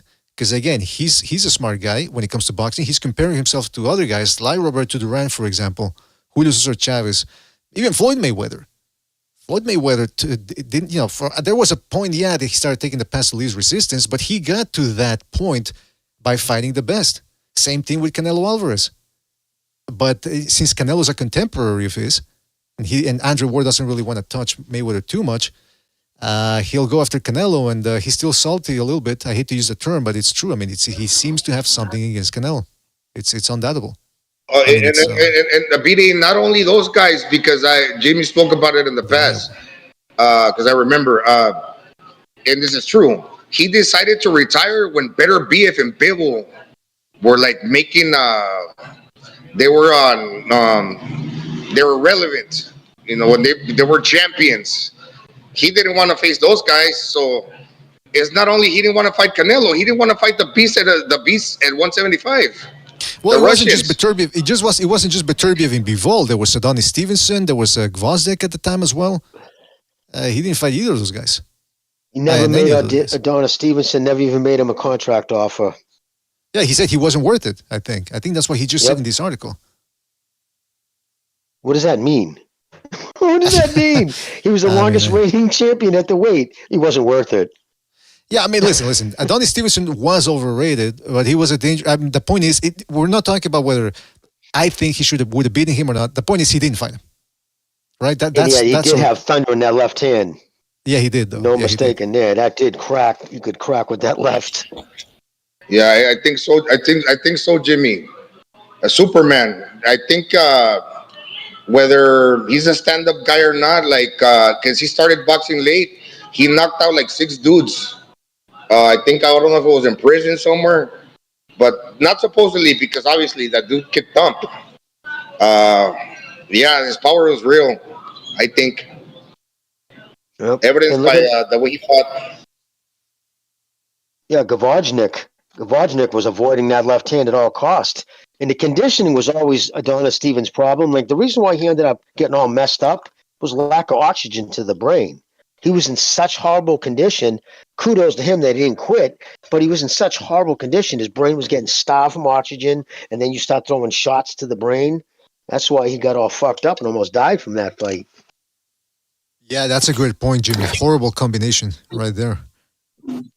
BDA. Imagine being the poor prostitute that didn't have Adonis Stevenson's money, bro, and he stung him with the left hand. Yeah, I remember when that occurred. Was that? I was gonna say, I remember when that occurred in 2018, December of 2018. It was incidentally the same day as Fury Wilder won. I remember we had some people, like I remember it was Recognized, I think it was Precise, and who else? Somebody else was saying good riddance. They were like, they had no compassion at all for Stevenson. I gotta tell you, you read those articles, and I'm pretty sure you can find it from the Gazette, Montreal Gazette. You can copy paste that and put it on a translator. Maybe if you can find the English version from. Oh no, the Gazette's in English, so you could probably find it in English. Anyway, if you find one of those articles of detailing what he did and what his gang did to these girls, man, you'll conclude that maybe they had a point about no sympathy for Stevenson. But again, hey, that's up to you guys. Can I add something about that? Fucking was inhumane behavior. Like that's like right up there with child molester. That's like put you on your knees and take one in the back of the head. No fucking trial, scumbag move, right? You know, taking advantage like that. And he joked about it. He kind of cracked wise about smacking chicks. And so here's the thing. But there's the weasel. Steven Espinoza had no problem putting him on Showtime. But yet the short bus kid there had just straight accusations.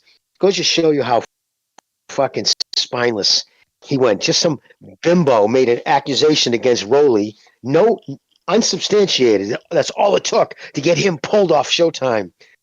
Because suddenly it was politically it was correct for him to do that. 90 seconds. But back when it wasn't, though, he had no problem putting and he knew about Adonis Stevenson's past. Everybody did. So that's a great point, you, man. People like that they signal virtue, but they have no character. They don't live it or practice it. Think about that. The guy is saying, Spinoza's saying, hey, former pimp who physically and sexually abused his tricks, that's fine. In traffic women. You laughed speaking about something serious? Oh, that's a fireable offense. That's where they draw the line at. Speech, but not physical actions. Hey, fellas, let's continue to talk about this because I know I feel like you guys got more to say about that, but we got a phone call before the phone lines close. Let's go to 470. 470, you're in the air. 470, what's on your mind? Hey, what's up, guys? Can you hear me? Yes, we can hear you, 470. What's up? So you guys are talking Canelo earlier? Earlier, yeah. Okay. Oh, boy. So I called a couple weeks back, as you know, and you guys had a problem with me quoting Dan Raphael. So I've got a quote from Rick Glazer here. I think you guys are more aligned with Rick Glazer. 10 seconds. So I'm quoting Rick Glazer. I'm fully vindicated. Canelo is now no longer with PBC. Gonzo. PBC didn't have the money for the escrow. Has all a con on PBC's part, despite claims to Canelo that they did. Canelo now headed back to DAZN. Another nail in the coffin for PBC, losing a big money generator like Canelo, and PBC's reputation taking a huge hit. So, quote unquote, that's Rick Glazer. You guys put all the blame on PBC. You guys were willing to throw PBC in the trash. Canelo goes back to fight Munguia. But that's not even really why I'm really calling. I just wanted to put that out there. Canelo is now quoted today as saying, maybe you guys discussed this earlier, I don't know, but he said that Benavidez has nothing to offer him except an extra 20 pounds on fight night, and that he wants $150 to $200 million to fight Benavidez. Do you guys still think Canelo is not ducking Benavidez, and do you support him with this outrageous, ridiculous demand where he's claiming he has nothing to prove, Benavidez has nothing to offer, and he wants between $150 million to $200 for the fight? Well, hold on. Okay, first of all, let me ask you, bro, what does David have to offer? Well, traditionally in boxing, a champion fights his number one contender. And so that's what he has to offer. All right, number one contender status? Yeah, that's the thing, though. Hold on. Benavidez hasn't enforced his mandatory. In fact, he's actually preferring to... Oh, here we go. Well, is it true or not, though? Whether we go or not, is it true or false? It's a fact. Caller? The fact is Canelo is ducking the fight. You're not You answering my guys are question, though. You're not continuing to answering my provide cover. caller. You guys are you're not answering the continuing to question. provide cover. Caller, you're not answering the question. It's a simple question. All right, I see you don't want to answer the questions. I see you. Hold on. I know that. Well, I gave you 5 seconds. You won't let me you answer. 10 seconds. Well, I gave you 10 seconds, and you stayed quiet. And now you want to answer when I start talking. Ask it again. The delay. And Mr. BDA, can I just add something? Why did he quote Rick Glacier? He was 100% vindicated.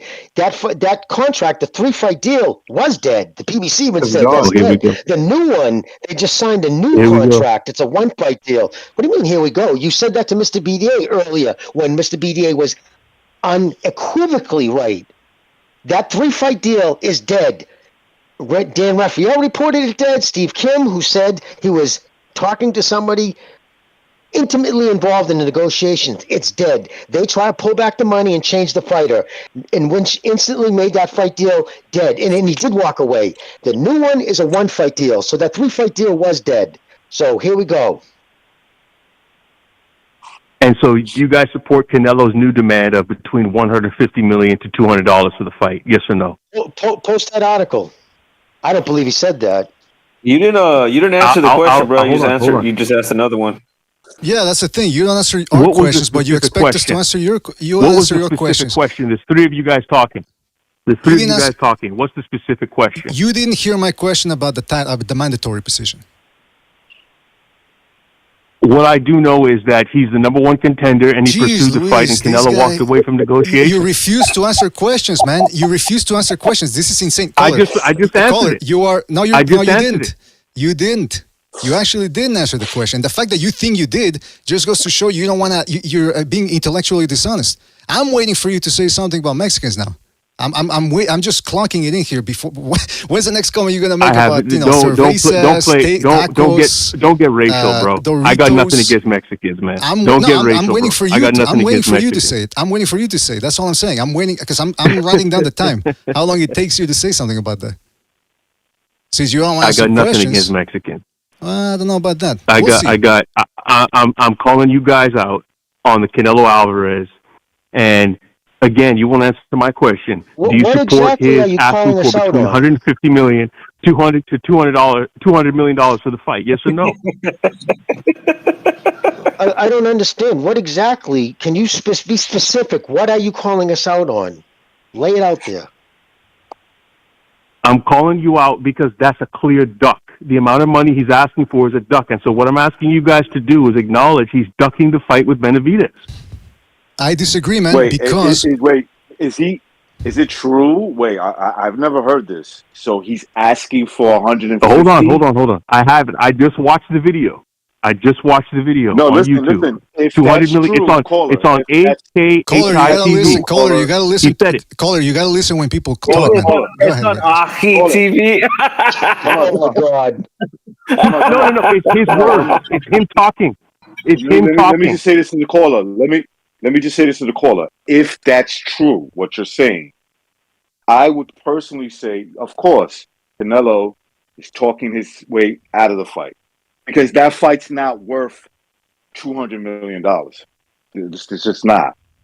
Okay, so I would agree with you, but I would need to know if that's true. That Canelo's saying, in other words, he's pricing himself out for a fight that's not as big as $200 million or $150 million. I just put it in the chat. Okay. In the chat. I'll look at it. I just put the interview in the chat at CA. The link is right there. It's I'm not quoting it's Canelo's own words. He said it on video. I don't see I don't see a link in the chat. But number 2, here's the thing. You're asking me, well, is he ducking Benavidez? I'm looking at Benavidez' side. He's not enforcing his mandatory status, instead choosing to fight at 175. You're unable to address that. That's number 1. Then we see Benavidez' side being unable to get their story straight. Oh, we're sending him an offer. Then when they Reynoso says, no, we didn't, Lewkowicz deletes the tweet. I mean, I'm thinking. So I'm thinking, why are they doing that? Well, now it turns out well, maybe Lewkowicz. they don't because they can't afford 150 to 200 million dollars. That's why. That Canelo wants to fight. Hold on. So you're saying, because hold on. he's scared. So you're saying that's what Canelo demanded during those negotiations, $450 million. Between 150 to 200 million dollars. That's what he's on record as saying. Yeah, that's what he's on record saying right now. You said, but that's what he's on record saying right now in the press conference. But is that what he asked for during negotiations? If that's what he asked for now, I'm sure that's what he asked for in negotiations. That's his number. So how do you know? So he's saying something after the fight. You don't even know. Do you speak Spanish, by the way? I speak a little bit of Spanish, yes. That's a no. Okay, so you don't know what the context is. You don't know if he's kidding around. You don't know. So you're saying that because he said. So you're saying, hold on, excuse me. Excuse me. That's horrible, by the way. Number two. So you're telling that in the context. So because of those comments, you're saying, oh, that's probably what he was asking for during negotiations. If that's the case, how come we didn't hear that from Lewkowicz? Lewkowicz never said, hey, Canelo wanted too much money. Never said it. It's a simple yes or no question. I know, and you're not answering it. I know it's a simple question. I know it's a simple question, and you're not answering it. I know it's a simple question. I know it's a simple question. You're not answering it. You're right. It's a very simple question that you refuse to answer. Is it a Mr. BDA, ask him. Jimmy, why would you want me? Jimmy, why would you want me? Jimmy, why would you want me to ask him something if he's not going to answer it? Because it'll be just another thing you can say. There's another yes or no question. Just mention how. Why would ask him? Why would Lewkowicz say? Because Eddie Hearn called him. He even admitted it. Lewkowicz said yes, he called me. And why did he say? Even though DAZN put up the money, they demanded the TV rights. Doesn't that's more than money aside? But you'd ask him, frame whatever. Well, he heard you, but he's not going to answer the question there. So, look, at this point, this whole conversation is asinine. No, he's not ducking him. At this point, you believe what you want to believe. I don't know what to tell you, man. I'm believing Canelo's own words, guys. I'm believing the words from Canelo Alvarez where he says, I want 150 to 200 million dollars to fight Benavidez. That's what Canelo said. Hey, bro. And I'm going by what Canelo said. The said. link, bro, by the way. Yeah, I'm looking for Nakai's thing. I can't find it. You never posted the link, bro. Oh, you guys can't find the link, huh? Here, let me post it again in the chat. You never posted it. What's the name of the video? I just posted it again. Channel I just posted it again. Guy, we're looking at the chat. Guy, click on it. It says Canelo wants $200 million to fight Benavidez. The chat is up on the screen, and there's no link. I'm looking at the chat. You can see the chat here. Is my name. Hold on. Please let me hold on. Caller, what's your name in the chat? I guess it says I can't post links in the chat. Okay. If you search YouTube, it's 200 million I'll fight Benavidez. That's the name of the video. All right. Well, we'll look it up, man. But like I said, you have refused to address any of the Benavidez side of the stuff that's going on. And you refuse to address Canelo asking for a ridiculous amount of money to duck the fight. I haven't seen the video. I haven't seen the video. I don't know the context. I don't know if he's kidding around. The video hold on. Let me the video is right there. Oh my God! You keep interrupting, caller. I don't know the context of the video. I don't know if he's kidding around. I don't know who's caught. I don't know who's not. I don't know who's alive. I don't know who's dead. You look dead serious to me. Dead serious to me. Well, that's your interpretation of it. And again, it's you refuse to answer questions, so we can only go so far with you. But again, thank you for your call. Call back next time. Yeah, I can't. It's like you try to have a conversation with people, but it's just doesn't work out. All right, BDA. I do see something, but it's from Dante. I don't know if that's what he's talking about. And then there's another one from Aki TV, and they're the ones that have. Okay, let me read you the titles from Dante Boxing. He's got in quotations, wow, Canelo finally confirms he will fight David Benavidez for $150 to $200 million. And then Aki TV, again, he's quoting $200 million, I'll fight Benavidez. I guess he's quoting Canelo. Canelo Alvarez. Is this true? Let me know if this is Hold on, true. let me see if let me see if this is it. Is it true you offered $5 million for a Benavidez fight and then you guys didn't hear back? No. No. The fuck, this thing's lagging. Hold on. I'm sorry. Yeah, because I'm trying to play the video here. I think this is it. I'm not gonna fucking click it. Oh, you got it. Okay. Well, I don't know if this is it though. It's a 2 minute. I Well, guess we gotta watch I don't know. I guess we gotta watch the whole thing. Hold on. Anything. A lot of dead space. Is this true? Let me know if this is true or if people are wrong. Is it true you offered $5 million for a Benavidez fight and then you guys didn't hear back? No. No. Nothing is true. I don't know how where that you. came. Yeah. And I think the dad said, "Oh, they offered us $5 million," and no, never. Never. Okay. Not that I know, and I know everything. Question over here. Okay. All right, this thing's loading. Hold on. Yeah, it's kind of hard to Oh, wait, hold on. Can you guys hear it? Yep, I can. I can hear it. It's kind of going in and out for me, but I can hear it good enough. All right, hold on a second. Let me see if I can fix that. All right, let's see if let me play with the quality here. Hopefully it'll be smoother. Hold on a second. All right, here we go. Offered anything from Benavidez camp? Nothing. And who is he for offering me the money? Right. Who is he? It was said that it was 55. Yeah, but who is he to offer me?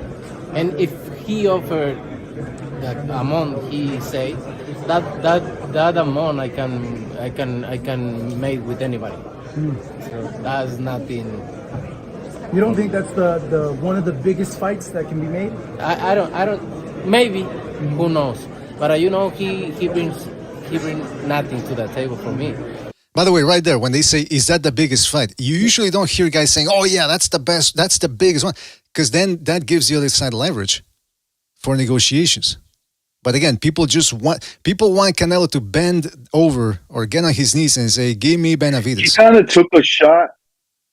He kind of took a shot at Benavidez, like who like what his worth is. But at the same time, as a businessman, he left the option open by saying maybe. You know what I'm saying? Right. So he knows what he's doing. He knows what he's doing because the one thing he knows how to do outside of boxing, he knows how to make money as well. Exactly. It's not dumb. Let's keep playing this. Mr. BDA, where it says Canelo wants $200 million. I posted the Aki one. I don't know if that's the one you're playing. I'm playing the Fight Hype ones because I want to hear everything. I don't want to hear a 12-second clip and then you go off of that. Right. It's definitely going to be taken out of context. That's what it sounds like. Of course. Yeah. Or he was joking. He brings just 25 pounds more in the night.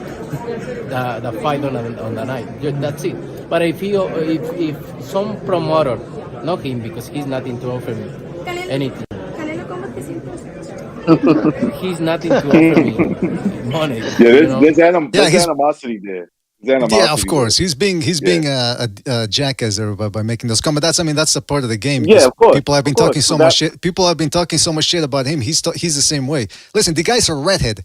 He's been fucked with his whole life. That's how redheads react. I'm not justifying it, but I'm just telling you that's the way it is. Who is he? He nothing. That's awesome.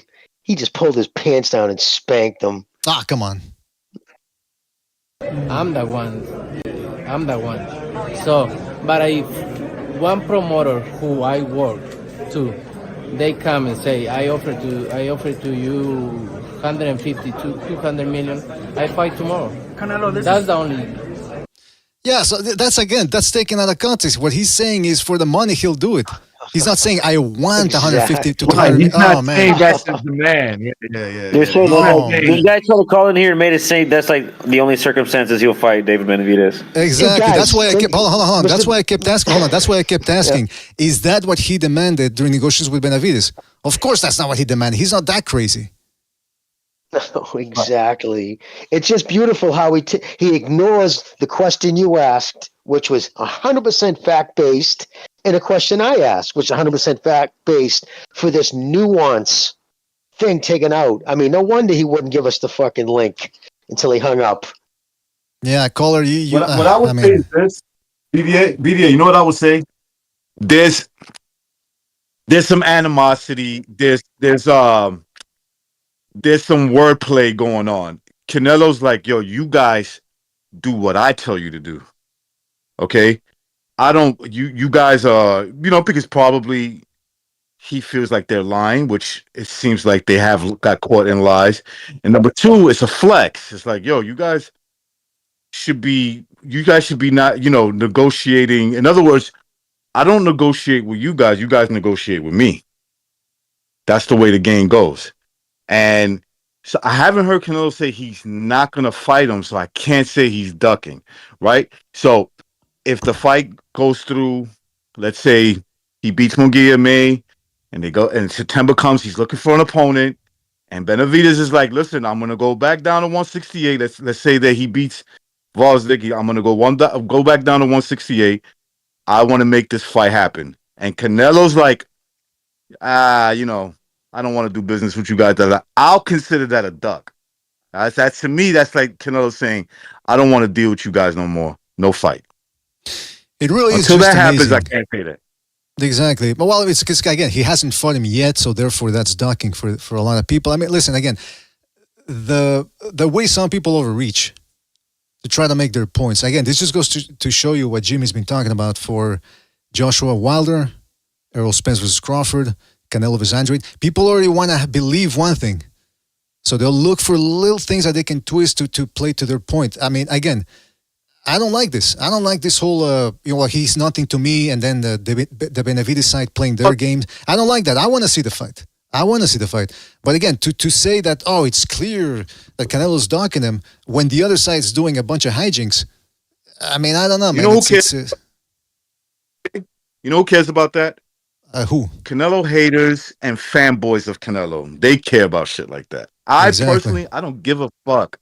I don't wake up and they say, man, I'm gonna watch boxing only because I'm really concerned about what Canelo does or doesn't do. That doesn't mean nothing to me.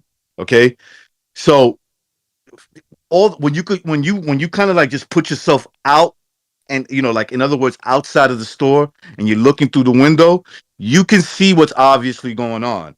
And I already said earlier, it seems like Benavidez' side, maybe not Benavidez himself, they're sabotaging the fight. I'm not saying that Canelo's not being hard to negotiate with. Of course he is, because he's in that position of the A side, and he demands more money. He generates more money.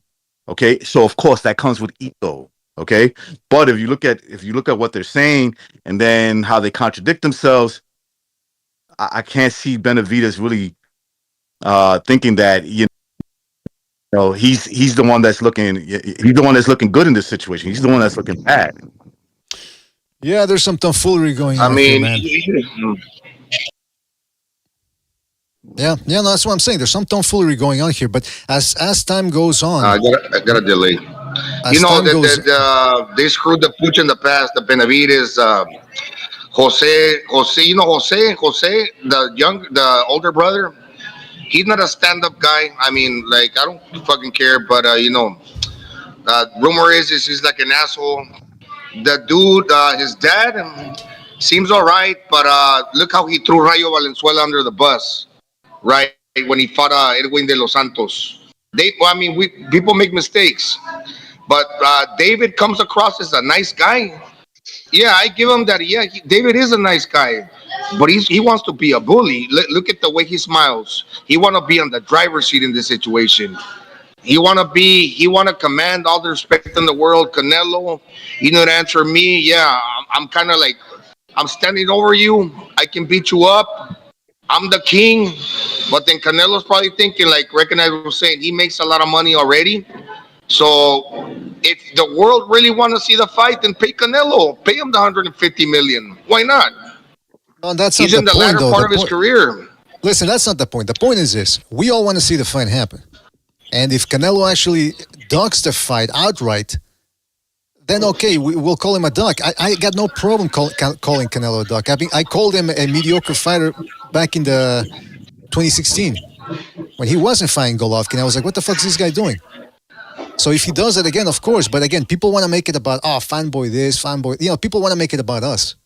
as opposed to actually looking. Because at this point, there's some people that want to call him a duck. They can't prove it with the evidence that's out there. So they want to try to make it about us, not saying this, not saying that. Stick to the facts. I don't really care too much about what you think about us. It's about the facts themselves. Can I just tell you, like, I don't understand why he quoted Rick Glacier, like, and here's this, you guys like this guy, and he was 100% right. That fucking deal died, but that's neither here nor there. Here's the thing. This is why they hate Canelo, Mr. BDA, straight up. He's a Mexican-born, Mexican nationalist who loves his country. No fucking play no games, and he does. God bless him. All the power to him, and he runs this shit. If he wants to say how high, or he tells people to jump, they ask how high. He sets the fucking market, and they hate it. Listen, he doesn't know English well enough for him just to flap his gums, so he chooses his words to make a point to drive the point home. Who the fuck are you, dude? Who are you in that fucking greasy gold chain wearing fucking Euro trash to fucking try to tell me what I'm going to fight, where I'm going to fight for how much, and what network it's going to be on? You fucking clown. Because at the end of the day, you ain't fought nobody, dude. Nobody. And you're walking around here like you fucking done something. After this guy's been fighting, come up since 140. Right? But Jimmy, fucking multiple titles, and just to carry himself the way he is, I can understand why Canelo's pissed off, and he's letting them know. But that's why they hate him. But that's the thing, though. It's like Bucho says in the chat. They wanted the TV rights on top of that. But the whole thing about he brings nothing to a table. Well, he brings nothing from a business standpoint. I mean, he's not a star in Phoenix, but it's a fight as boxing fans we want to see. But then that's the thing that gets to me, Jimmy. That's the thing that gets to me when people refuse to acknowledge the fact that the Benavidez team is not asking for the fight. I mean, they're saying they say they are when they do these little interviews, but then they move up to 175. They refuse to enforce a mandatory position. I mean, come on, man. It's whether Benavidez really brings something to the table or not. His team, everything that's going on is indicative of a team that's being very nonchalant about it, kind of lukewarm about it. They're not actually going out there saying, hey, we're calling you out. We're off making you an offer. Then when Sampson Lewkowicz says, oh yeah, we made you an offer, and Reynoso says, no, you didn't, Lewkowicz deletes the tweet. Again, it's like all of these things get ignored, and it just proves my point that some people already have their minds made up. They refuse to look at what's going on. And that's why when callers call in and I ask them simple questions and they refuse to answer them, that's what we get. Circuitous and transgressive and digressive double talk. Not my cup of tea, let me tell you. All right. And they're just trying to be disingenuous. But the reason why, and of course, like you, Miss BD, I want to see that fight. Of course, everybody does. But Canelo, it is a business to him. This is his fight, his game. And for him not only to act like he's in a position to make offers to him, but to go public with it too. There's only one reason to do that. You're trying to set a narrative. Then people call shows and get on Twitter. I don't understand it. It's like, we're winning the narrative. I just don't even understand it, man. Ignore facts to run off your emotions. Anytime someone says too, I feel, instead of saying like, oh, no, you mean you think. If you feel something, that's just your fucking emotions, bro. Yeah, that's it's completely weird, man. It's mind-boggling to say the least. But listen, we've been on for 3 hours. I gotta go get a bite to eat. You guys know. But I want to thank all of you guys for joining us. I'm talking about Recognize, Never Sobers, Jimmy, Gonzalo. Sorry, Gonzalo, if I stepped in on you a little bit. It's because your connection, like you said, it's a little off kilter. But shout out to you guys. Always appreciate you, everybody. Yeah, it's okay. I'm running out of mobile data. And okay, well. Yeah, shoot you guys. Hey, by the way, shout out to Chris K for his contribution with the super chat. One last super chat right there. He says, is sent Nello contract for 10K via Instagram. He demanded 50 million minimum. King Doc priced himself out to avoid me. Facts. All right, well, there you go. Chris K is sending out ultimatums to people, to boxers on Instagram. Shout out to Chris K, aka Undercover Asian, for his contribution with the super chat. Really appreciate it. And shout out to everybody that donated with the super chat. Amok, SSC. Oh, excuse me, sir. SSC. I forgot to mention SSC, who re-upped his membership program. Shout out to him. Shout out to the Quacks as well. Dark K Dog. And everybody that was in the chat as well. All the callers as well. Even if we disagree, hey, at least you guys make it a fun show. It wouldn't be the same without all of you. And shout out to everybody in the chat. I'm talking about Protectorate General, Dark Hate Dog, King Bucho, overseeing the proceedings. He says support us via Patreon. That's right. Shout out to Patreon. We're going to start putting more stuff in there. Quite affordable right there. Windy City. Shout out to Windy City. Pachuco. Wizard of USA. Oh, excuse me, of Australia. My bad. Wizard of all US. AJ92. Epatokua. Amok. The Quags in there as well. Jonathan Morrison, a.k.a. Action Jackson. Juan Rambo. MX69. Goodness gracious. All right, listen, fellas, we got to go. Shout out to all of you. Really appreciate it. Catch you in the next one. Take it easy, fellas. Thanks for watching. I'm sorry, I don't mean to offend you.